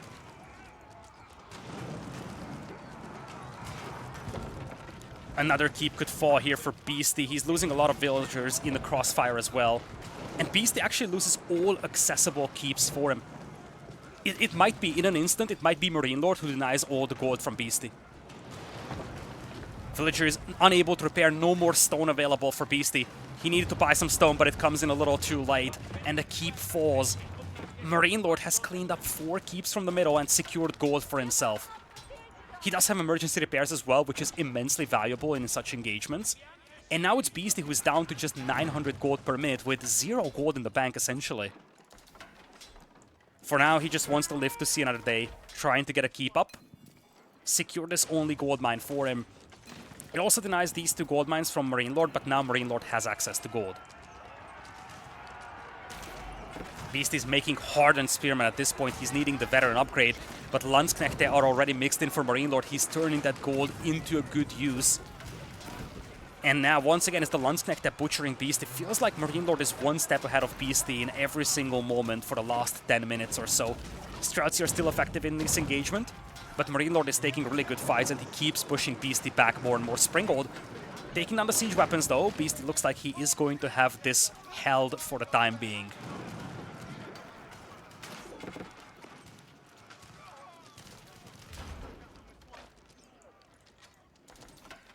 Streltsy is definitely the way back into this game for Beasty right now. Spearman, Streltsy, Springgold is a combination that the HRE will struggle to deal with. MarineLord is going to try to combat that with Quoverins on his own. And frankly, this combination would have worked perfectly for Beasty if MarineLord didn't have access to a lot of gold. Now that MarineLord does, he can just go super heavy on the Quoverins. He's also mixing in a lot of Landsknechte now, so the Spearman could die quickly. Spearmen are lacking the elite status as well, that's just now coming in for Beasty, and it doesn't have any of the melee attack upgrades. Mangonels setting up over here, trying to get some shots on the Springgold. Springgold helping out a lot in this engagement, though. Villagers once again being pulled to deal with the Rams. A good fight for Beasty, rather ineffective for MarineLord. But the tides have turned. It's now MarineLord who is willing to sacrifice a lot of troops to deny Beasty from gold. And that's exactly what he's doing. He's sacrificing troops to keep pressure up on this gold mine, meaning that Beasty is struggling to have a consistent gold income, always having to pull these villagers to repair the castle.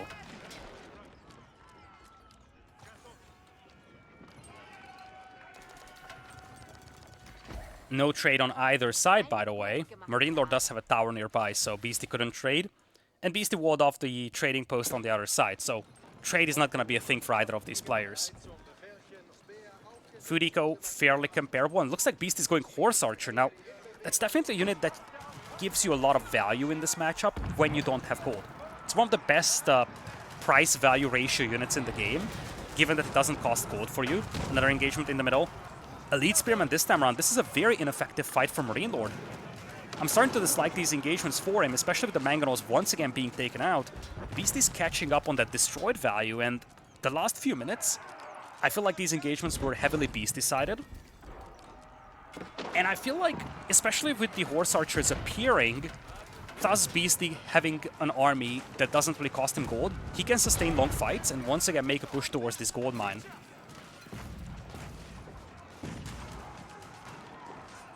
Beast does need a lot of siege weapons. He's using rams for the time being, given that those do not cost gold.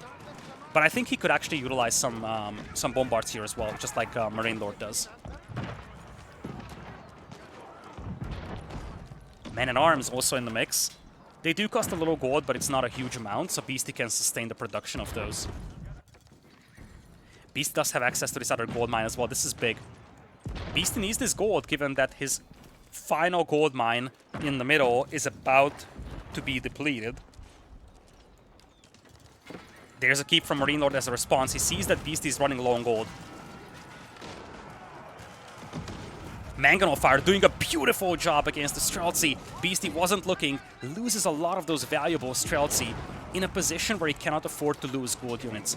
Another volley comes out here, another decent fight from MarineLord, and he's securing more and more ground here in the middle. He's going to start denying this gold mine away from Beasty. Streltsy close distance, trying to finish off the Mangonel, but that's a bad engagement for a player that does not have a lot of gold to work with.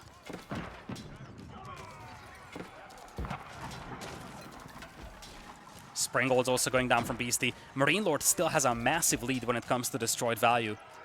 And that efficiency has been there throughout the 3 games that these players have played against each other here.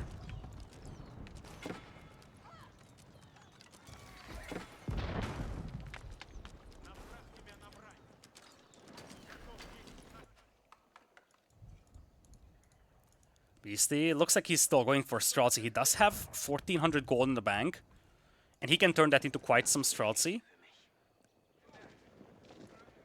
Plan here for MarineLord is to raid the food eco, and this could be a position of weakness for Beasty.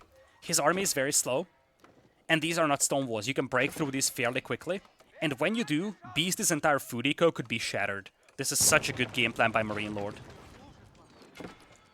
Beasty's also out of gold, has to repair. I feel like desperation is starting to kick in here for Beasty. And this is a precarious position for him. Oh, look at this. He needs to push this gold mine. It's actually within the range of this keep, though. Villagers will be sacrificed here for this. The only way that he can access gold is if he's willing to sacrifice some of the villagers. At the same time, horsemen breaking in. Not many troops back at home to deal with this. And this timing is perfect once again for MarineLord. Beasty is going to tap out of this one. MarineLord turns this game around. What a lovely game. Definitely the best Golden Pit game I've seen so far in this entire DLC. Back and forth, huge momentum swings both ways. And it seemed so good for Beasty for the first half of Imperial. He denied MarineLord off gold, but it was a very clever move from MarineLord to just build a full Horseman Spearman army and go heavy on the Rams. He went with one decisive push, pushed away Beasty from those gold mines, and once he had access to gold, he could just play this defensive game. He kind of turned the table, just saying, look, so far it was me denied of gold, now it's going to be you. The combinations were always nice for MarineLord, how he, in this last engagement, he diverted the attention of Beasty. And Beasty had to make a choice. Do I push that castle with the gold, or do I defend my food eco? He couldn't do both, and in the end, he would have either lost his food eco, or would have been completely cut off from gold. But boy, oh boy, is MarineLord looking strong here. 3-0 now. Of course, once again, every single game counts quite a bit in this matchup, so it's still important for Beasty to try and salvage something out of this series. But as a team captain with Beasty on my roster, I gotta say I'm a little concerned us losing 3-0 over here. As you see, these are the other matchups that we have. Wham versus Lucifron, Valdemar, Recon, Orc Blade, Avoli, and Corvinus, and the team that gets at least 13 game wins is going to be the... It's going to be the team that wins the entire tournament. With that being said, we are jumping into game number 4 over here. Beasty. He is going to have to salvage something out of this game. He's going to try to do that on a Gorge with the English. He's going to be with the yellow color to the left. And on the right side, it's MarineLord, playing as the Ottomans in red. Once again, I prefer the civilization that MarineLord has over Beasties. Don't get deceived, the score is actually flipped. So, give me a second to just get that fixed. And there you go. 3-0 for MarineLord right now. Beasty needs a couple of games over here, and he's going to open with some Dark Age farming. Now, he played this map against, I believe, B yesterday. And he also used English over here. So far, the start is actually very similar. But this time around, Ottomans... The concern for Beasty is that Ottomans, with the Meter, the Sipahi, and the Archers, they can easily dominate the English. But hear me out. This can work for Beasty, and he actually made the English work against B. I don't remember. B played Malians here, I do believe. I don't remember if Beasty won, but his early game was very good here. We have seen a longbow heavy push, and the concept for Beasty was that the players only start with one gold mine that is safe. So you can actually contest this gold mine and cut your opponent off from gold. Against Malias, that works fairly well because they want javelin throwers against your longbows. It won't work very well against the Ottomans, but I could see Beasty playing aggressive into longbows. And then against B having the Malians, he actually mixed it up and started mixing in horsemen. So we could see some Feudal Age horsemen as well here from Beasty. Not immediately, but I think that could be an interesting tech switch for him once we get to the middle of Feudal Age, for instance.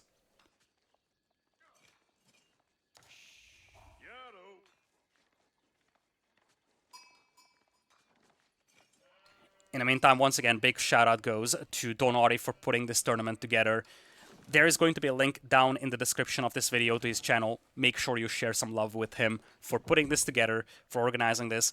I had a ton of fun being a team captain, drafting my team together, and I'm still, of course, cheering for the players on my team, hopefully, we will be the ones ending up with the victory in this tournament. So far, it doesn't look good in this matchup, but we're looking at 5 total matchups, so maybe the other players can get something out of this series, and maybe they can salvage some of the games. Council Hall versus the Minaret, no surprise on that front. It's a very standard opening. It's actually a very tucked away Minaret all the way at the back. Just goes to show that MarineLord is a little concerned about aggression from Beasty. And here is what Beasty could build on. If you open very aggressive against the Ottomans, they will struggle against you. Ottomans take time to build up their numbers with the military schools, and they are not effective pumping out a lot of units in early feudal age. When you look at how an Ottoman player plays any kind of matchup, it's always, okay, let's open military schools, I'm getting my expensive Sipahi for free over time, and then I'm going to make archers.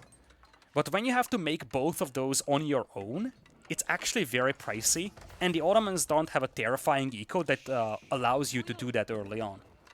Compare that with the English, especially when you have some farms as well for Beasty. You can go heavy on the longbows, mix in some early spearmen, and that allows you to be aggressive early on.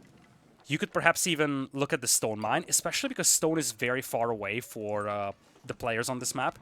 So it's going to be difficult for MarineLord to get the stone from military schools. And there's only one safe wood line, so you can actually use the longbows to harass this wood line as well. I think English can work out very well, as long as you play a very aggressive game in feudal.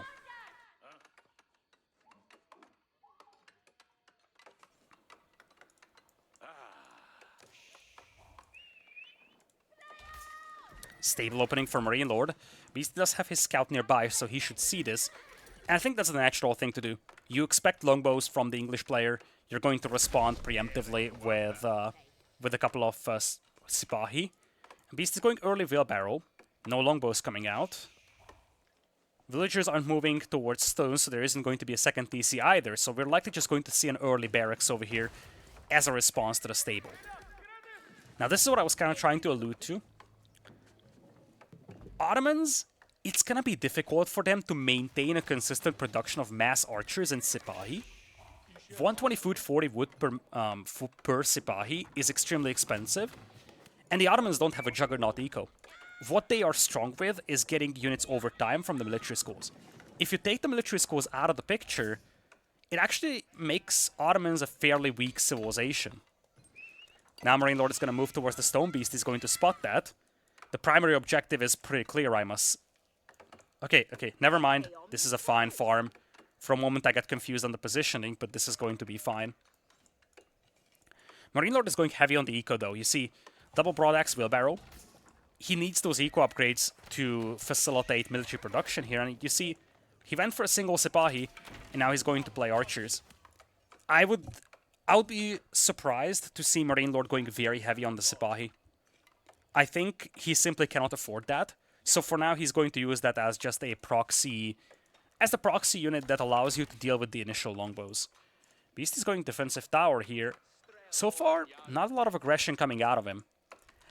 Now, given that MarineLord was quick with this opening, I think Beast doesn't have the window to do a lot of damage with the initial 3-4 longbows and spears.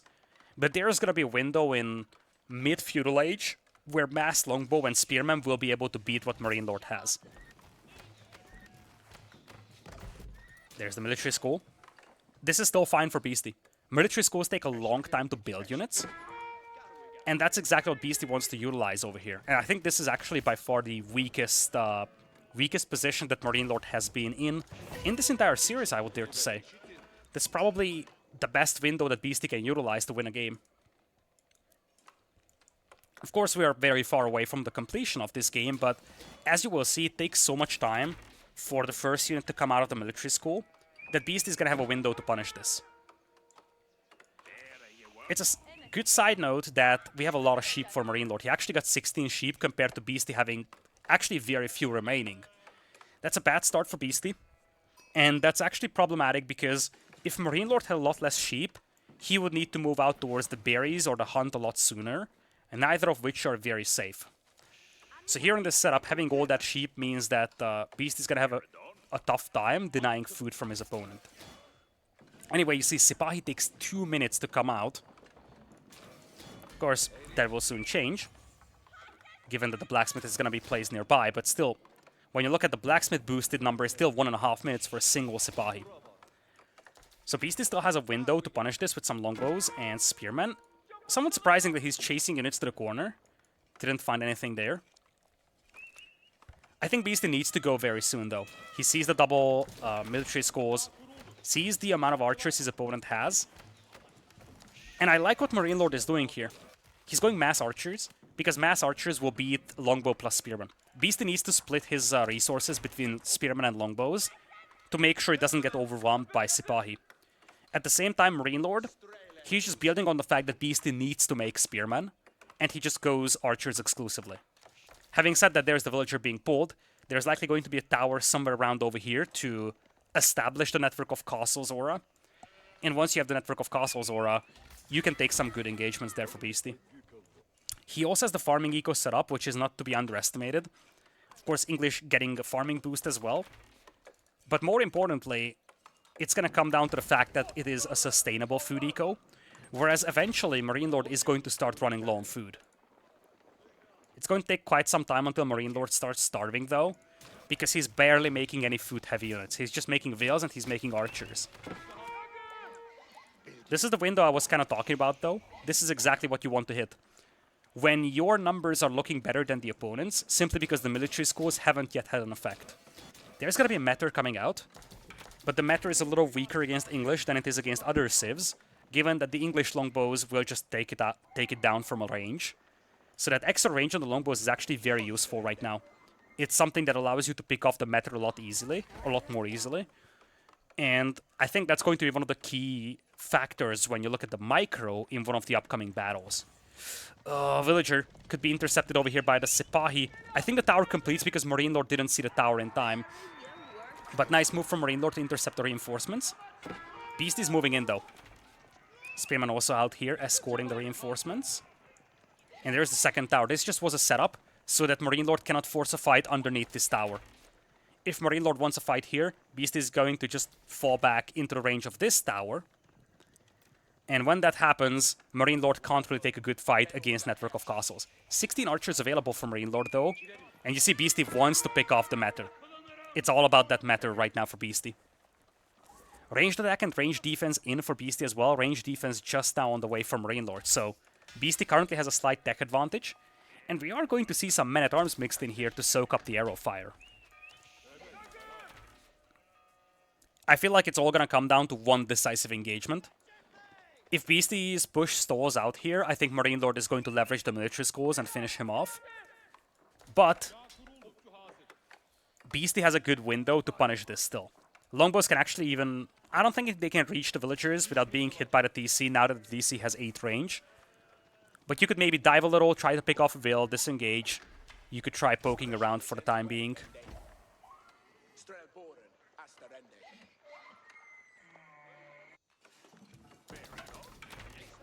Beasty very heavy on the farming. He's got 700 food per minute. So there is definitely a level of sustainability there for Beasty. And this is something to keep an eye out on. Because Beasty is not going to tap out of this game easily. It's a 3-0 lead for MarineLord. He needs the games. So here in this game, I think if this push stalls out, he's at least going to try going into Castle Age. I think if this push stalls out, he's going to be in trouble nonetheless. But that farming eco having been so well set up kind of gives him a fallback option for the time being. And he wants the tower the gold mine. He's playing gold control, and he's trying to prevent MarineLord from ever getting into Castle Age.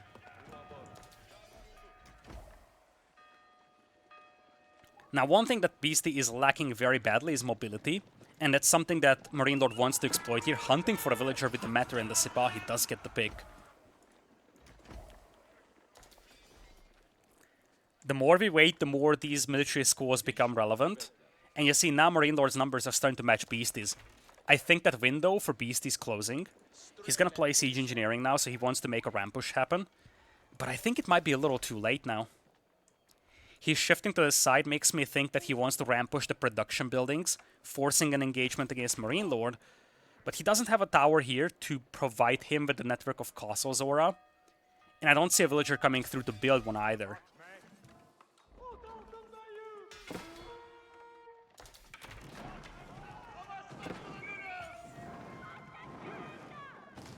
Nice little raid by MarineLord here, trying to take down the tower. He actually does take down the tower quickly. So Beasty no longer has a lot of network of castles or to work with. Second tower is exposed and Beasty knows it. He's gonna fall back. Beasty needs at least one of these towers. He needs the network of castles to even the odds. But that's a lot of archers now for MarineLord. Don't forget, longbows also move slower than archers. So Beasty won't be able to retreat here. He needs a straight up fight. And if he loses that, he's gonna be in big trouble. 43 archers against only 30 longbows. Archer numbers are rising a lot more rapidly here for MarineLord.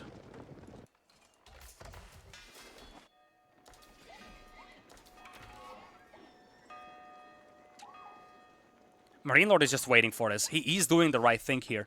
He knows that Beasty is the one that has to push, and an extended feudal age where the military schools just keep producing units for free actually favors the Ottomans. So he's actually raiding here, forcing Beasty to chase this army and not letting him engage against his base.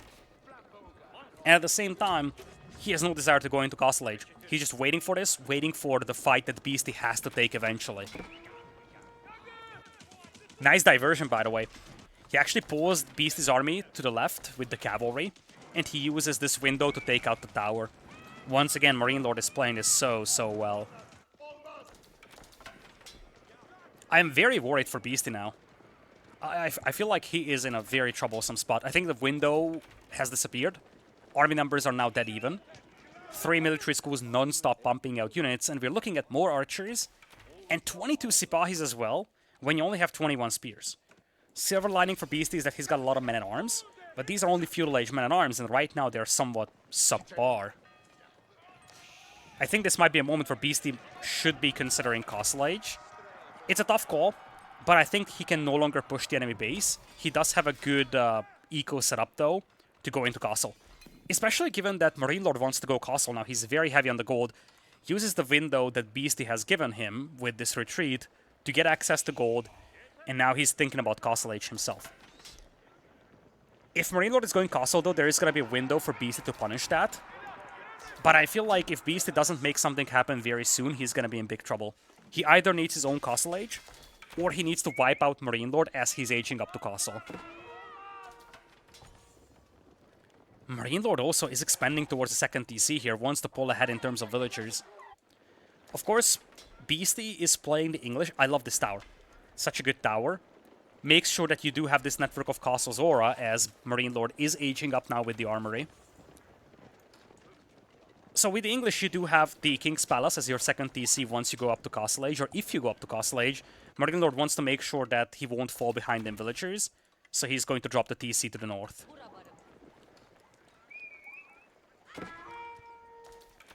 Beasty sees the tower, he's trying to engage this. We might have a fight on our hands here, folks. That's a massive army. I don't think Beasty can take this fight. He's got a lot of men-at-arms to fight this. Sipahi also charging in. Spearman held behind for the time being. Meteor has not been picked off from the back line, and looks like Beasty hits a perfect timing here. He knows he needs to go, given that MarineLord has just aged up to Castle Age, and MarineLord is losing a lot of troops here. Beasty is hitting possibly the final timing that he can hit over here. Men-at-arms soaking up a lot of arrow fire, and the longbows keep pushing deeper and deeper. The Meteor is still alive. Archers have to fall all the way back here as MarineLord is waiting for those upgrades. He is losing quite some villagers in the process, though. Beasty having to call off his forces, a lot of idle time on MarineLord's eco. He doesn't want to fight under the TC here, Beasty does. But at this point, he kind of needs to. Looks like he's going to call off this push. I don't think Beasty knows about this gold mine yet. If he finds this, this is his target. I think he might be going there. I think he might suspect something is over there. And if he does, this is the perfect moment to strike. MarineLord knows that trouble is coming. He is going to pull off the villagers. In fact, he's even going to pursue with this army. Oh, Beasty detaches the longbows. He actually gets a nice ambush on the Sipahi. But he needs to be cautious not to get surrounded here. I think MarineLord might just go for a counterattack at this point. Does intercept some reinforcements in the middle. Beasty still in feudal age, full on feudal. Very reminiscent to the previous game where Beasty just went full infantry. Actually, that was the Himayana game that Beasty went super heavy on the infantry with the Japanese. Good fight from MarineLord in the middle, overwhelming these forces, but longbows are coming in from behind. Archers now have veterancy over here, but they're slowly being picked apart, and I feel like MarineLord is losing a lot of numbers here, and his wood income is bad. That's the problem for MarineLord. His wood income is abysmal, so even though he's getting the Sipahi for free, he does not have any archers coming out. His military production pretty much halted. And I don't think he's got a lot of gold either, because this gold mine was idled, and he had to pull off the villagers from this gold as well. In fact, such a clever move by Beasty. Moving in with 2 longbows to harass these vills, preventing this gold mine from being accessed. Beasty is doing the exact thing that you need to do when your opponent is in Castle Age and you're still stuck in Feudal. If you shut down their gold income, it means that they cannot get their premium units. And we're seeing a lot of that in here. MarineLord does not have gold income, so he doesn't have any Lancers out. We're not seeing Men-at-Arms, we're not seeing Lancers come out. If MarineLord had a couple of Lancers or Men-at-Arms, this fight would be very different. I think Beast is actually in a very good position now. He's floating a ton of gold, by the way. But he's shutting down this gold eco. He still has the same amount of villagers as his opponent. And now he's pushing the military schools. Again, he needs to force a fight here. And he does that by pushing the production buildings. And these are valuable production buildings. MarineLord doesn't have the stone to rebuild them. I think at this point, Beastie needs to just go full aggressive here. Triple barracks, council hall. I don't think he can afford to go Castle Age anymore. It has to be an essential all-in here. First Mangonel is out, could be problematic for Beastie to deal with though. That's MarineLord's lifeline. And when your units are clustered up like that, that Mangonel can get some very good hits. First military school gone, second one on the way. Spearman getting close to charging in on the Mangonel. You have some Men-at-Arms as well. That's going to be the tool against the Mangonel. Beastie. Cautious with his infantry, though. Sipahi trying to charge in on the Rams. One of them gets taken out. The second one is also slowly being picked apart. But Beastie's getting a lot of freebies on those Sipahi with his archers, or his longbows, actually. Needs to retreat now. That's an army of veteran archers and Sipahi with the second ranged attack as well on them. Network of castles is going to help Beastie here, though. This is his fallback position. And it looks like he wants to go castle.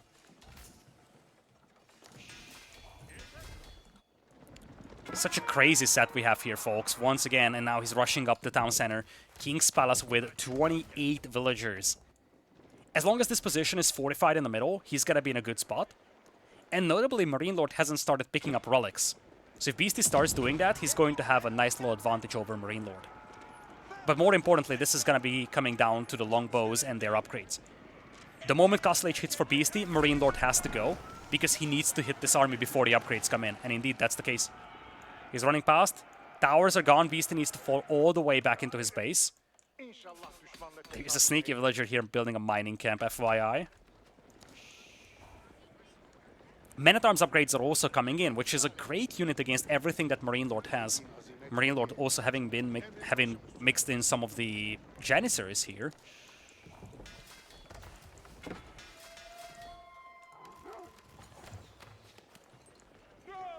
Second range defense just now coming in from MarineLord. Some of the previous fights would have been a lot better if he had that upgrade against the Feudal Age army, but now Beastie is going to have his own upgrades as well.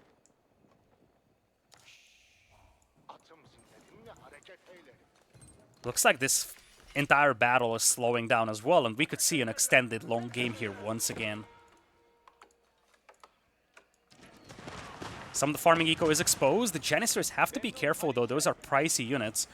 You don't want to lose them here. I think it was just the Janissary company that MarineLord has gotten, but you don't want to lose your Janissaries nonetheless. Get out of my gold mines, says MarineLord. It's going to yoink that villager from Beastie. Beastie doesn't seem to care at this point.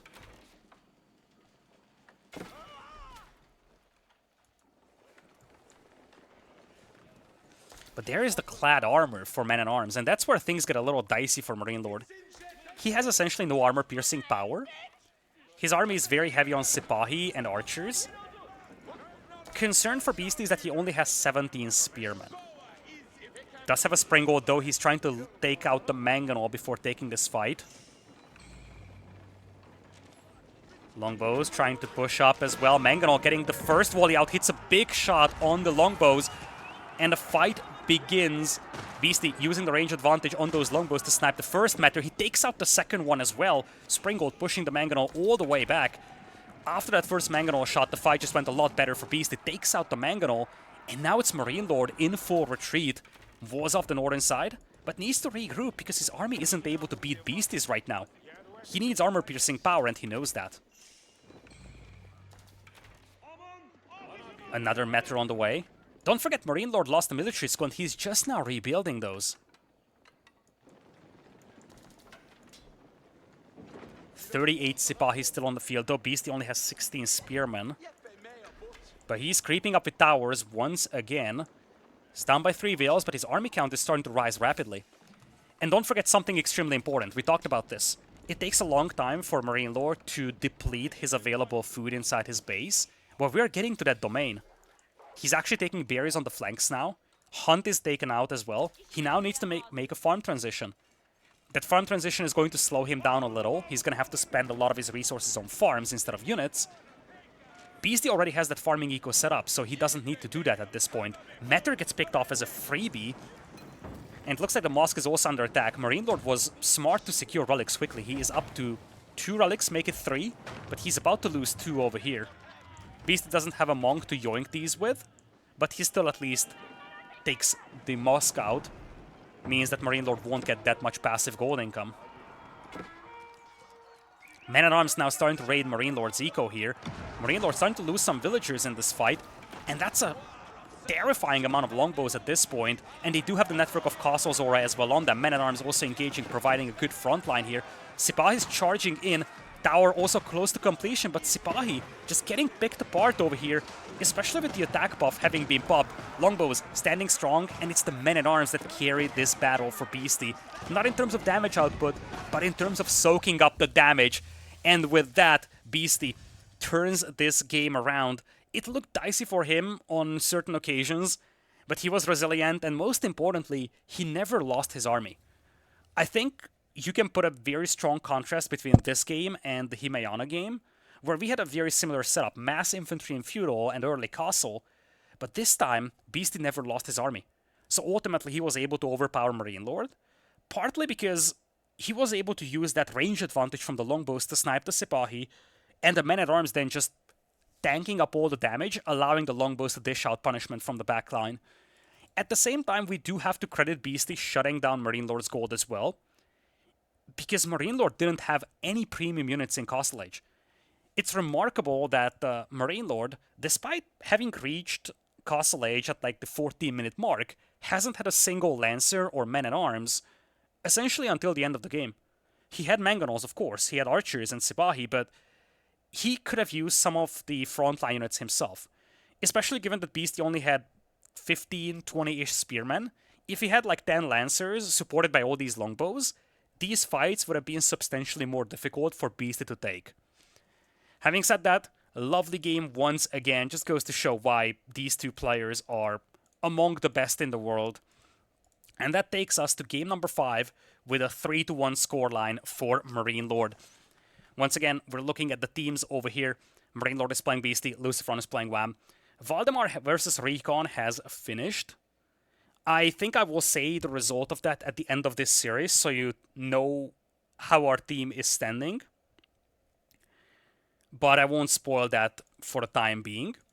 Auric versus Blade is scheduled later today, same thing for Avali versus Corvinus. And Lucifron versus Wham started playing about half an hour ago. Let's take a quick look at the draft here. We have one more civilization available for each of these players. So Rus, Beastie has lost with that civilization. With the English, he won. And then Ottomans was a loss, HRE being a win for MarineLord. Game number 5 will be going into a Chinese versus French matchup. Not something that you see every day. Game is launching up, folks. So once again, we'll be in game number 5 in a brief moment. At the same time, this is the moment where I want to give a shout out once again to Artie for putting this tournament together. You can find all corresponding links down in the description if you want to support him. And it looks like we have a 4-minute spec countdown, so we're going to have to wait a couple of moments until we get into this game. I guess in that window, this is where I want to do my mandatory sellout. So if you enjoy this cast, if you enjoy the games, make sure you subscribe to the channel. It helps me greatly. And if you enjoy this video, I also appreciate if you can press a like on the video. That also helps quite a bit. I've also caused some of the games from the previous round, so while we're waiting for the game to launch up here, let's take a look at those matchups. So, previous round, it was my team, Rongo Enjoyers, versus Dr. Dapston's team. We had Beastie playing B, Recon played Baltoon, Corvinus played Lash, Wham played Zerton, I do believe, and then Striker was put up against Blade. We won that matchup. You see the values in here in this table. Those are essentially the bids that we had on the players. Each team captain starting with 15,000 coins. I'm very happy with my team, and I actually thought after the draft that my team was the strongest. I actually was more afraid of Whammon's team, meeting them in the grand finals after seeing that we've actually won our first matchup. But it was a Core's team that made it into the finals. MarineLord right now has a lead against Beastie 3-1. Lucifron versus Wham is currently being played. If you want me to make a guess, I feel like based on the current standings, Lucifron probably has the upper hand. So there I would be satisfied as a team captain with a 3-2 for Lucifron. And then Valdemar versus Recon is a matchup that already completed. That should be heavily Recon favored, hopefully. So my concept is that MarineLord Beastie and Wham Lucifron, we narrowly lose them. And I'm hoping that Recon dominated Valdemar. Aorc Blade, questionable. I'm hoping that Blade can secure a win. And then Avali Corvinus. I think Corvinus, especially given that we're using a lot of new civs, has the upper hand in there. So what I'm hoping right now is that Beastie can secure one more game. I'm trying to be, of course, objective at the cost and not be a fanboy here, but I'm the team captain of Beastie as well. So, you know, there's definitely some level of hype in me when it comes to Beastie winning games in this set. But yeah, I'm hoping as a team captain that Beastie wins another game here. That makes it 3-2. Of course, best case scenario is that Wham takes out Lucifron, but I think that might be a little unrealistic. I might end up casting that set myself, so if you want to check that out, again, that's probably going to be available here on my YouTube as well. If you don't want to miss it, subscribe to the channel. That way you get notified of new videos. And then, as I said, Valdemar Recon, I'm hoping that we can win big there. Aorc versus Blade would be good if we won big there. That could be a coin flip, to be honest. I don't know how good Aorc is right now. Blade had a good run yesterday, though. And I definitely think that for 900, Blade was a steal. And then Avali Corvinus. Again, I think Corvinus for 1100 was robbery. I think with the new civs, he's exceptionally good. And many of the players involved in this tournament haven't had a lot of time in the new civs. Same goes for some of the new maps. So I think Corvinus and his wild meta and the fact that he's familiar with the new things in the DLC is definitely something that makes me intrigued about his upside against Avali as well. Alright, into game number 5 we go. MarineLord leading 3-1 against Beastie. Beastie was competitive in every single one of these games. It's just the fact that closing out games didn't work for him. And also, I think the other issue was that the civilizations were actually favoring MarineLord in most of those matchups. Having said that, we are jumping into game number 5. MarineLord with the 3-1 lead in this playoff 5. He's going to have the French, whereas on the other side, Beastie is going to be using the Chinese. Not a conventional civilization matchup, if you ask me. Map is Lipany. It's a fairly open map. French, not a common civilization either, simply because this is an Abbasid map usually, and French don't like to play against the Abbasids. So I'm curious how this civilization matchup is going to go. The map generation gods weren't very graceful with Beastie here, because we don't have many cliffs. This is definitely on the more open side of things when you look at Lipany generations. But if Beastie walls a lot, which is something that he has done in many of the previous games, like wall off the flank, maybe here, and then wall this central area, I could see him leveraging this Chinese civilization here quite a bit. So there are two ways that you can play Chinese here. You can either play a long game and just play for a Chinese late game, which is definitely something I can imagine Beast to do. Or the alternative is that he can play heavy Chukonu with some Spearman support. He definitely needs Spearman support. A full Chukonu build won't work We've actually seen, I think, a Vortex versus Lucifron, a matchup where we had a full Chukonu build.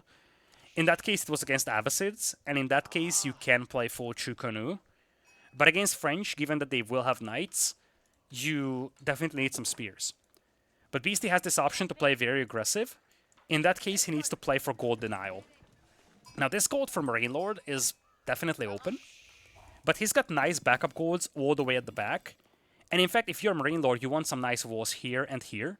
That's a small investment, and it secures a lot of resources for you. In fact, this would be a lovely second town center spot for MarineLord. Now, one thing to note is that MarineLord's hunts are very exposed. So if he wants to expand with a second TC towards the hunt, that's a different story. And in general, given that French consume a lot of food, he needs to expand towards the hunt, and that's definitely a weakness that Beastie can exploit. At the same time, Beastie's hunts are also pretty subpar, but that's not that catastrophic for a Chinese player that's way less reliant on hunting compared to the French.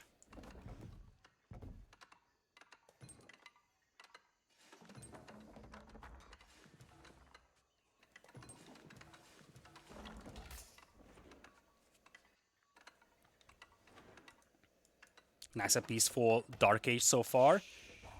MarineLord going for the standard wheelbarrow age-up build. As you see, he's going to finish the mill, and then he's going to have the resources for wheelbarrow as he's aging up. Other side, Beast is going very aggressively positioned, is this Barbican of the Sun. Would you look at this? He wants to have some extra food for himself, but I think he doesn't think the boars are viable on this map. Normally, when you see a Barbican moving up like that, it's usually on the boar for the Chinese player. But on this map, this, of course, is a very far away boar for him, kind of unrealistic. And this one is so offset to the flank that dropping a Barbican over here would be just a waste of a landmark. I think that Beastie might move towards the boar eventually. But for the time being, this Barbican serves two purposes. A, it secures the hunt. B, it also provides some vision here on the front line, as well as a fortified position, kind of a proxy base. I like this a lot.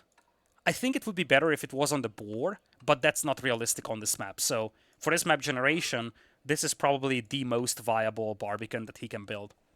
Especially when you consider that his gold mine is also tucked away at the back. So he doesn't really need a Barbican here. Now, one thing to note is that the French Knights actually suffered from a massive indirect nerf with the new patch. That is the fact that the walls now snap to gold mines, or any kind of mines actually. So, for Beastie, he can actually wall this gold mine such that it's very difficult for the Knights to even access the villagers. That wasn't the case back in the past, so now it's actually a lot more difficult to raid gold miners with the Knights. Barbican complete, but Beastie abandons it altogether, so it's just, well, there to provide vision, I guess. Of course, it also unlocks Song Dynasty eventually for Beastie. For now, I'm somewhat puzzled on the game plan. I don't see villagers moving out towards stone, and the stone is rather exposed here against the Knights. So this might just be a full Chukonu build at this point. Beastie is very heavy on wood, which makes me wonder that, like, when he is so heavy on wood, he usually, or in general, the Chinese player wants to go for production buildings. So I'm thinking barracks here for the time being, and then ranges. At the same time, MarineLord is doing the classic French build.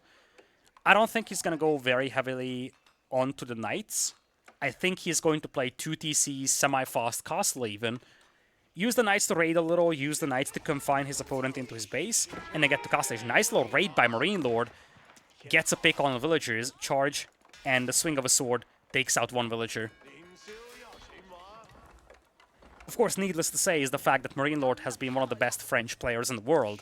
Not as, you know, his nationality being French, but as a player that plays a lot of the French Civ. He hasn't really done that back in recent memory, but he has always been one of the best French players in the world.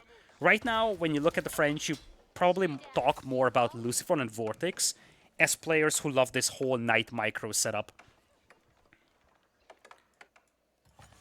Ooh, aggressive push up here from MarineLord. He does have the map control due to the Knights being on the field, so he can actually justify dropping this town center to the front.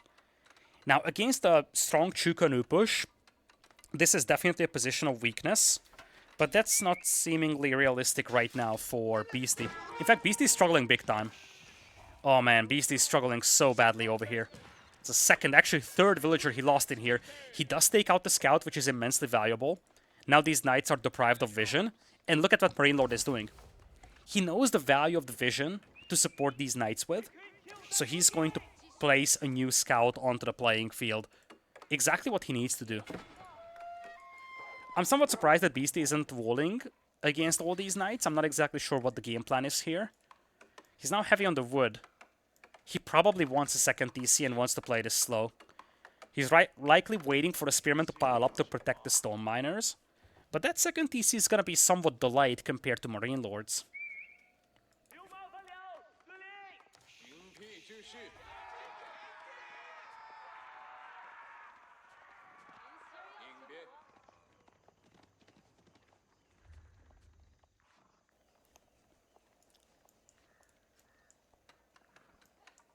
There it is, Beasty moving on to the stone. MarineLord hasn't been investing into more knights, so right now it's a full eco boom for him. Beasty now sees the town center. Actually, he's running into the range of the TC here. Needs to be cautious. MarineLord did not react to this quickly enough, so the scout is going to get away, though.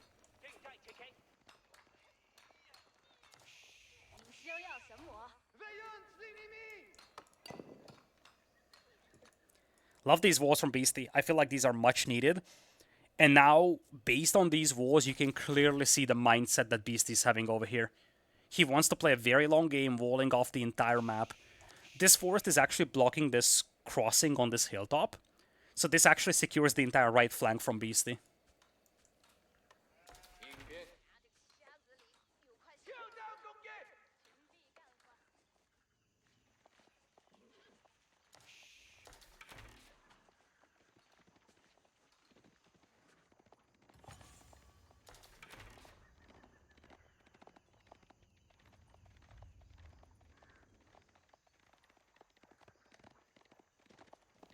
Knights still roaming the map, but not really finding anything at this point. Archer's moving in, though. This could be big.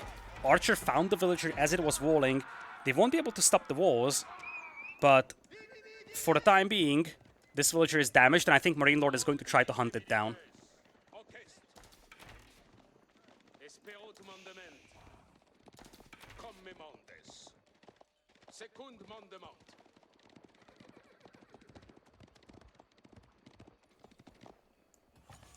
Spearmen still trying to escort these villagers in here. Beasty needs these walls, but now MarineLord knows that these walls are being made and he's pulling all the archers. MarineLord quickly built up his archer numbers, went from 0 archers to 10 in just a blink of an eye, went double ranges here. And this might have come as a surprise here for Beasty. I think he saw the 2 knights and he probably thought MarineLord is going to play heavy on the eco and play a long game here, not play super aggressive in feudal. And then suddenly a bunch of archers show up. That's actually very problematic for Beasty, who's just now building his second TC. He's down by 11 vills already. This game is just looking bad for Beasty right now. Walls are complete, but that's a lot of archers to fight against, and Beasty doesn't even have any units other than spearmen. This is looking so underwhelming for him, and I think MarineLord is very close to taking down Beasty 4-1, if you ask me. That would be a big win for him and his team, because that's 4 wins in the win column. You need 13 from your entire team to get the championship in Don Artie's draft tournament. Kinda highlighted that just before the start of this set. Once this set ends, I'll probably take a look at the existing scores already, so that I know how the scores look like. But not all of the sets have finished, so this set is still very much open. Anyway, MarineLord is also walling off the flanks. I think he's in a great position now. He has doubled down on the knights. I think he realized that Beasty is in a very weak position right now, has basically no standing army. He's going double towers over here, but they're not fortified. They do have gunpowder slits. But without fortifications, the knights can take them down fairly quickly. 3rd TC for Beasty. I like this though a lot. He knows he's behind. 3 TC Song is extremely greedy when it comes to the eco build-up. But I think Beasty needs to take that risk at this point. He knows he was against 2 TCs and his second TC was heavily delayed. He knows that he lost a bunch of villagers. Only way to come back into this game is to slow down MarineLord, take it to the long run, and then build up your eco quickly with a 3rd TC. There is definitely some risk associated with this build, but at this point he needs to take that risk, I feel. At the same time, MarineLord doesn't want a long game here. He's coming in with a battering ram. He actually is lacking food now, which could slow down his momentum. This could be the lifeline for Beasty. MarineLord kind of running out of food. You see, MarineLord has to go on berries even. He isn't going to take this second hunt, which is a somewhat interesting choice. I guess he doesn't want to walk all the way to the north. But the lack of food income, or I guess the more subpar food income for MarineLord, could actually cause issues with the momentum in this game. And that's the only way that Beasty survives this, I feel. If this push begins, and Beasty has his Spearman picked off, I think it's kind of game over. Shukunu are making an appearance on the playing field. And for now, I think Beasty needs... Oh no, Beasty has villagers in here. That's so bad. I was just about to say that he needs to forfeit the Barbican to buy some time for the Chukunu to arrive. He cannot take a fight right now, he needs to buy time. But he cannot really afford to lose 8 villagers here either. I think he needs to ninja jump out of this. Needs to make a run for the TC. Pause the spears. Beasty definitely cannot fight this right now. MarineLord actually should probably station his cavalry here, anticipating Beasty jumping out of the Barbican. Archers do take a lot of damage from the Barbican, and now the Spearmen are charging in, trying to salvage the Barbican here. Villagers also coming in to repair. I don't know about this for Beasty. I think he's sacrificing all his spears to save a Barbican that is about to go down anyways. Feels a rather desperate effort to keep this alive. Chukunu trade well against these archers, but most of the Spearmen are now gone. And look at this, Knights are still standing, 12 of them on the field. I feel like Beasty, it's a tough call, and of course, it's always different from the player's perspective compared to the caster's perspective. But in this setup, I think Beasty needed to forfeit that Barbican. Maybe even lose 8 villagers if he needed to, but he cannot afford to lose the army. He needs one decisive fight, and now he's heavily outnumbered. He doesn't have anything that deals with the Knights right now. Chukunu, desperate to hold this. His numbers are building up rapidly from the Chukunu. He actually has 4 ranges. Beasty might live to see another day here. This is a very precarious position for him, I feel. MarineLord does have 12 Knights, but a lot of them are heavily damaged. Love how MarineLord is pulling the villagers to repair the ram. But don't forget, MarineLord's food income is mostly based on berries, which is definitely not spectacular. And many of these Knights are heavily damaged. Beasty, he has a bit of a breathing room until MarineLord heals up the Knights with Chivalry. He's going to start doing that right now. Beasty's up to 21 Chukunu, has a couple of Spearmen coming in as well. Army numbers still looking better for MarineLord. Army value more than double compared to Beasty's. This is still a very scary force for Beasty to fight against. Blacksmith upgrades are also looking a lot healthier for MarineLord. Only thing that could save Beasty here is a fight that MarineLord takes a little prematurely, losing many of these heavily damaged Knights. Villagers have to be pulled here by Beasty. Was the Veils, Knights are diving in. Beasty's trying to pull back the villagers. Chukunu trading off against the archers. Spearman actually getting a decent engagement over here until the Knights pull back. Rams still ticking away at the town center. Spearman trying to get an angle on these Knights. Actually get a good fight here. Many of the Knights are now fighting Spearmen. Archers aren't focusing down the spears. 2 battering rams are being taken out by the Veils. Beasty losing quite a few villagers in this fight. Actually has quite some of his villagers trapped in here among the Knights.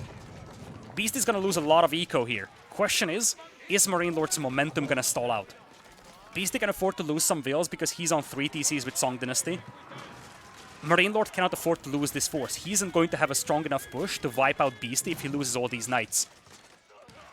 He's now committing very heavily to this one. He knows that he needs to make this push happen. He needs to at least get this town center for his value or for his money. I think Beasty's holding this. This might sound very precarious, but this is exactly the position that Beasty wants to be in right now.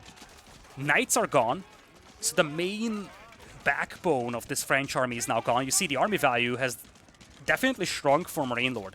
He's up by 15 Veils, but Beasty lives to see another day, and that's exactly what he wants to accomplish in a position like this. And I've seen Beasty come back from positions like this numerous times. Now, he himself is desperate for food, has to move on to berries, so he's definitely not out of this just yet, and I think his position is still pretty bad. But I think his position has improved a little. And if MarineLord has to make a farm transition right now, that gives a lot of valuable breathing room for Beasty. At the same time, MarineLord has moved towards the hunt, which is definitely a good move. For him, it would be very valuable to take this boar right now, I feel. But he's depleting his berries, and you see he's starting to mix in some farms. For him, he's actually building up a lot of food and gold in the bank. So I think now, win condition for MarineLord. Yeah, this is actually a good win condition. Push Beasty from the flank. This is definitely a lot more exposed than the front line is. But more importantly, I get to castle. His archers won't be able to take good fights under the town centers against that many Chukonu. But if you get to castle age, it's a whole different story. You can get the veterancy for your archers. But more importantly, what I would love to see from MarineLord now to finish this game is a forward keep. It wouldn't take a long time for him to get the stone he needs, and a forward keep would definitely put Beasty in a terrible position. Beasty's trying to repair the Barbican, trying to deny this rotation here. Army numbers are looking a lot better for MarineLord still, and he still has 10 knights on the field. Beasty has to bail on this position again. Spearman trying to repel the knights for the time being. These knights are fully healed, so this army is indeed scary. MarineLord doesn't want to commit to this though, because he's still waiting for Castle Age to come in. Beasty's nowhere close to Castle Age. I think Beasty survived the first wave, but this second wave is still very, very scary. When the berries run out, MarineLord is going to lose a lot of momentum, but we are talking about Lipany, so there's a lot of berries available. As long as MarineLord is sitting on 2,000 food per minute, this is near impossible to turn around for Beasty. He's doing a good job catching up on the villager count. He's even taking the boar as we speak. But I just don't know how he's going to hold this against the Castle Age army. More Chukonu are coming in. This game is actually somewhat similar to the previous one, in a sense that we have a very aggressive player that needs to make a push happen, and a player that needs to hold it, because in the long run, the player that holds this aggression is going to benefit from a long game. This time around, though, MarineLord has a clear tech lead, and now these are veteran knights. They do have Cantwell settles as well, Spearmen charging in too, but a lot of the Chukonus are getting picked apart by the knights. Spearmen are pushing up, villagers once again being sent in to repair. Looks like Spearmen are being held back for the time being, trying to deal with the knights. Villagers being sent to repair, but the rams aren't being taken care of, and I think Beasty won't be able to hold this DC. He's taking this fight against the knights with the spears. Town center still lit ablaze, but the Chukonu are now disappearing against the veteran archers, and MarineLord will secure the final game of this set. A dominant series here from MarineLord, 4-1 against Beasty, secures 4 valuable points for his team. Off the back of a spectacular series, I must say. I think that MarineLord had the strategy advantage in many of these games, maybe even the civ advantage. You look back at the Himayana game, for instance, you look back at the Delhi versus the Order of the Dragon game. I feel like he had a very good idea of what Beasty wants to do and what civ he wants to pick for each of these maps. And I think his draft was very good when it comes to countering many of the strategies that Beasty wanted to go for. And MarineLord definitely brought in a lot of creativity to this set. When you look at the Mongol trade, for instance, you look at probably even picking Delhi as a counter pick to the Order. A lot of the moves that MarineLord made were very intriguing. Also, you know, that smart gameplay on Golden Pit, a game where Beasty had a great position for some time. Ultimately, MarineLord ended up turning it around and winning that game as well. This leaves us with a set that finishes at 4-1, folks. Dominant from MarineLord, and he definitely did the best he could to help the Men with Arms team secure this championship, but it's not in his hands exclusively. We have Lucifron versus Vam, Valdemar versus Recon, Orc versus Blade, Evely versus Corvinus. Lucifron versus Vam is a set that's happening right now, and I will cast it from partially recorded games, partially live as I catch up with it. So if you don't want to miss that, I think it's good if you subscribe to the channel so you get notified about new videos. Valdemar versus Recon has finished. I will actually say the score over here. So if you don't want spoilers, if you want to watch it elsewhere, then just close your ears for a moment. But Recon, 4-1 against Valdemar. That's a matchup that I was really hoping that we can secure. So those essentially cancel out with MarineLord versus Beasty. Means that whoever wins more games from the Lucifron, Orc, Evely versus Vam, Blade, Corvinus trio is going to be the champion of this tournament. Once again, huge shout out goes to Artie for putting this tournament together. $600 prize pool, winner takes it all. I'm very proud of my team no matter what. This is a little disappointing, of course, but we've been treated with some spectacular games, and I'm definitely not disappointed in this set. Only the final score, but the games themselves were extremely entertaining, and it was a super fun set to watch. Hopefully you enjoyed as well. If you did, if you enjoyed my commentary, I appreciate if you press a like on this video. And if you subscribe to the channel, you will also get notified about upcoming casts as well.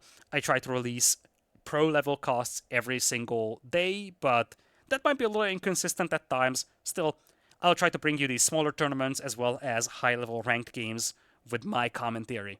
Thank you so much for watching, and I will see you in the next cast.